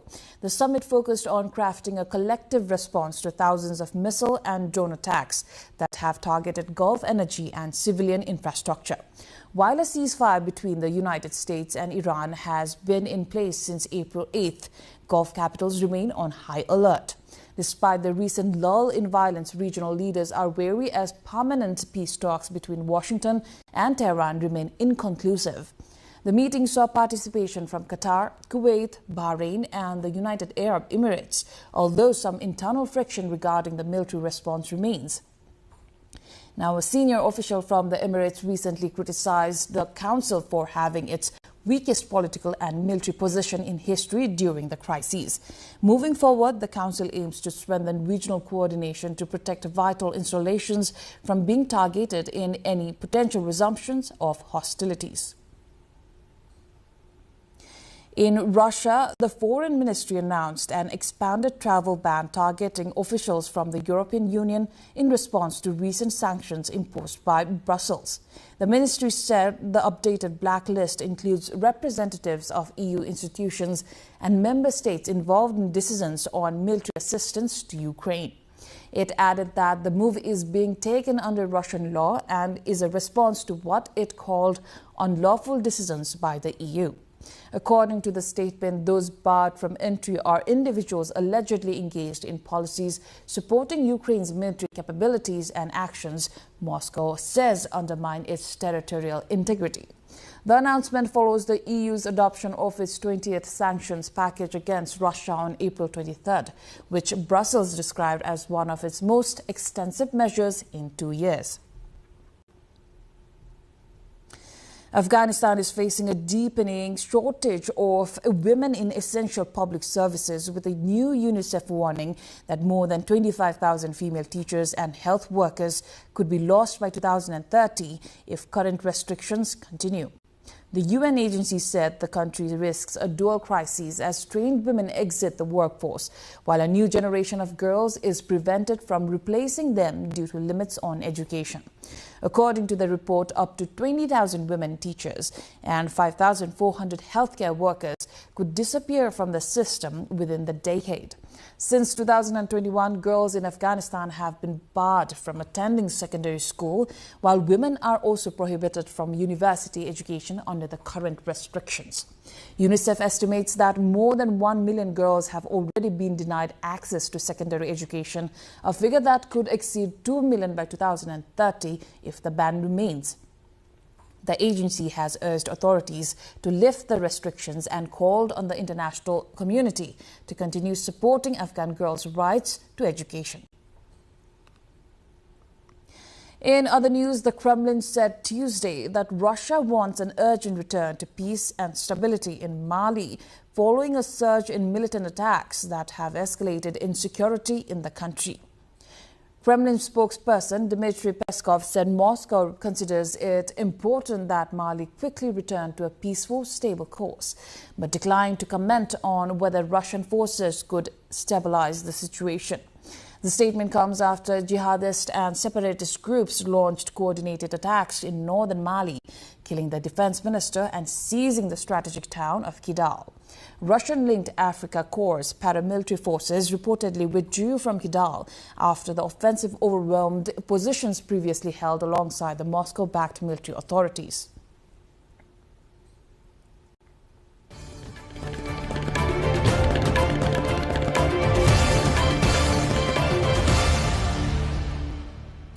Business news coming up next after a short break.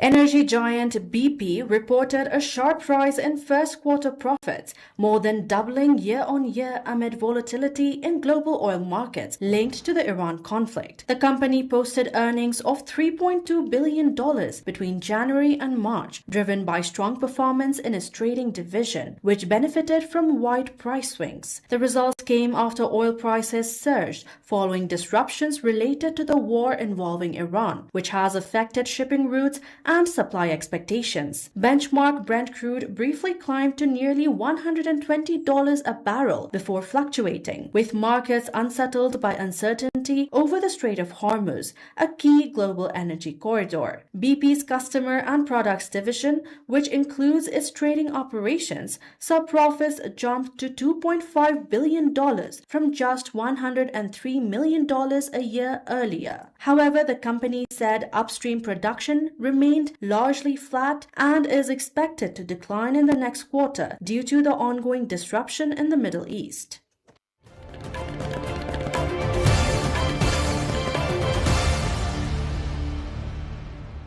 Less than 30% of Venezuela's oil wells are currently active, according to a trade group, reflecting the depth of the country's long-running energy collapse. Production is hovering around 1 million barrels per day, far below the roughly 3 million barrels per day Venezuela produced 2 decades ago. Out of 30,722 total crude oil wells, only 8,491 are currently operating. The Venezuelan Petroleum Chamber, CPV, attributes the decline to years of corruption, underinvestment, and mismanagement. U.S. sanctions have further constrained investment and export capacity, worsening the downturn. However, state oil company PDVSA reports more than 3,400 wells have recently been reactivated. The sector is now cautiously recovering as foreign firms, including Chevron and Repsol, expand their involvement. Authorities say the industry aims to reach an average output of 1.3 million barrels per day in 2026.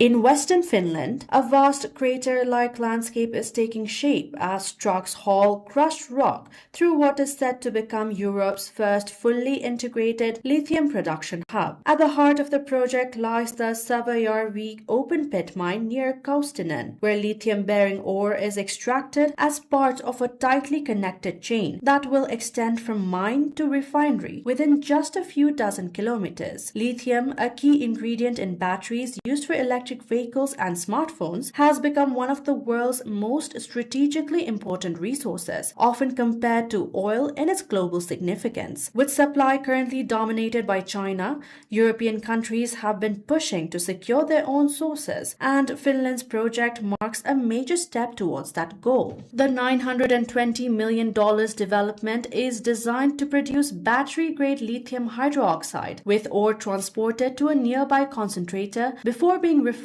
for use in Europe's growing battery industry. Finland's mineral-rich bedrock is believed to hold some of Europe's largest lithium reserves, adding to the project's long-term importance.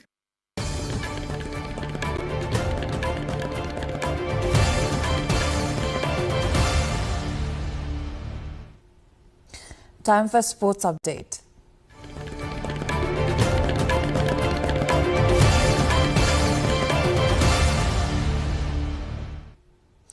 New Diamond Youth Sports Club has secured a spot in the women's final of the Prime Minister Cup NVA Volleyball League.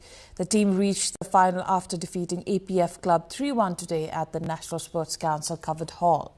After winning the first set and dropping the second, New Diamond bounced back to win the final 2 sets decisively. With 12 points from 4 consecutive wins, New Diamond now sits firmly at the top of the league table. In other matches, Trivun Army Club registered their first victory by defeating Sudur Paschim Province in straight sets. The tournament winners will receive 1 million rupees, while the runners-up will take home 500,000 rupees. Nepal has secured a convincing 38-run victory over Rwanda today in the ICC Women's Challenge Trophy. Batting first, Nepal posted 103 for 7, led by captain Indu Varma's 33 runs and Kavita Kua's 24. In response, Nepal's bowling attack dominated as Manisha Upadhyay claimed 4 wickets, bundling Rwanda out for just 65 in 17.4 overs. Aside from Mary, 19 runs, no other Rwandan players reached double figures. This win brings Nepal to 6 points from 6 matches in the double round robin tournament. Nepal now prepares for crucial upcoming matches against Italy and Vanuatu as they compete for the top spot in the standings. Nepal is set to face Oman tomorrow in their second match of the ICC World Cup League 2 on home soil. The national side enters the game with high confidence following a 37-run victory over the UAE in their opener. Securing a top 4 finish is vital as it guarantees a direct spot in the upcoming one-day World Cup. While the US leads the table, Nepal currently sits second from the bottom and needs consecutive wins to climb the rankings. Oman's recent loss to the UAE has opened a clearer path for Nepal to improve its standing in this tri-series. With upcoming matches in the US and Scotland, the team faces significant pressure to capitalize on this home ground advantage.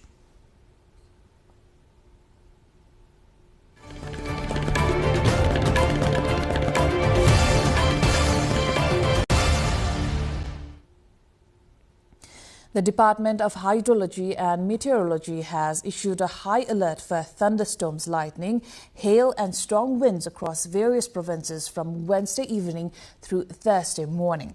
As a powerful westerly system moves eastward, meteorologists expect severe windstorms to impact districts ranging from Sudur Paschim to Kosi between 5:45 p.m. and 7:45 a.m.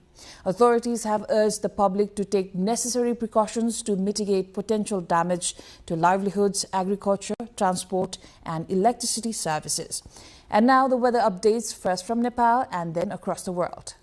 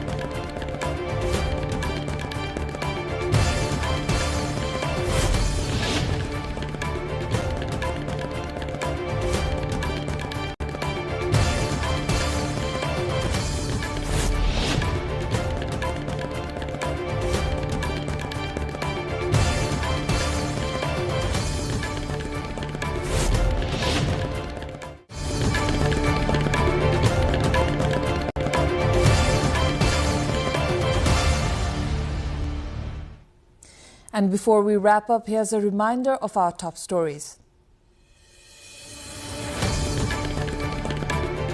Prime Minister Balendra Shah initiates a major crackdown on unauthorized use of government vehicles. Over 600 vehicles returned since the directive.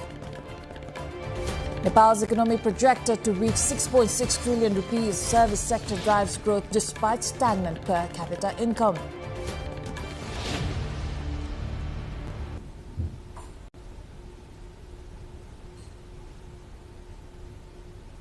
That is all for today. Do join us through our social media and visit us at www.nepaltelevision.com for more information and news. I am Iprilagi Singh Lama. Thank you for watching. Good night.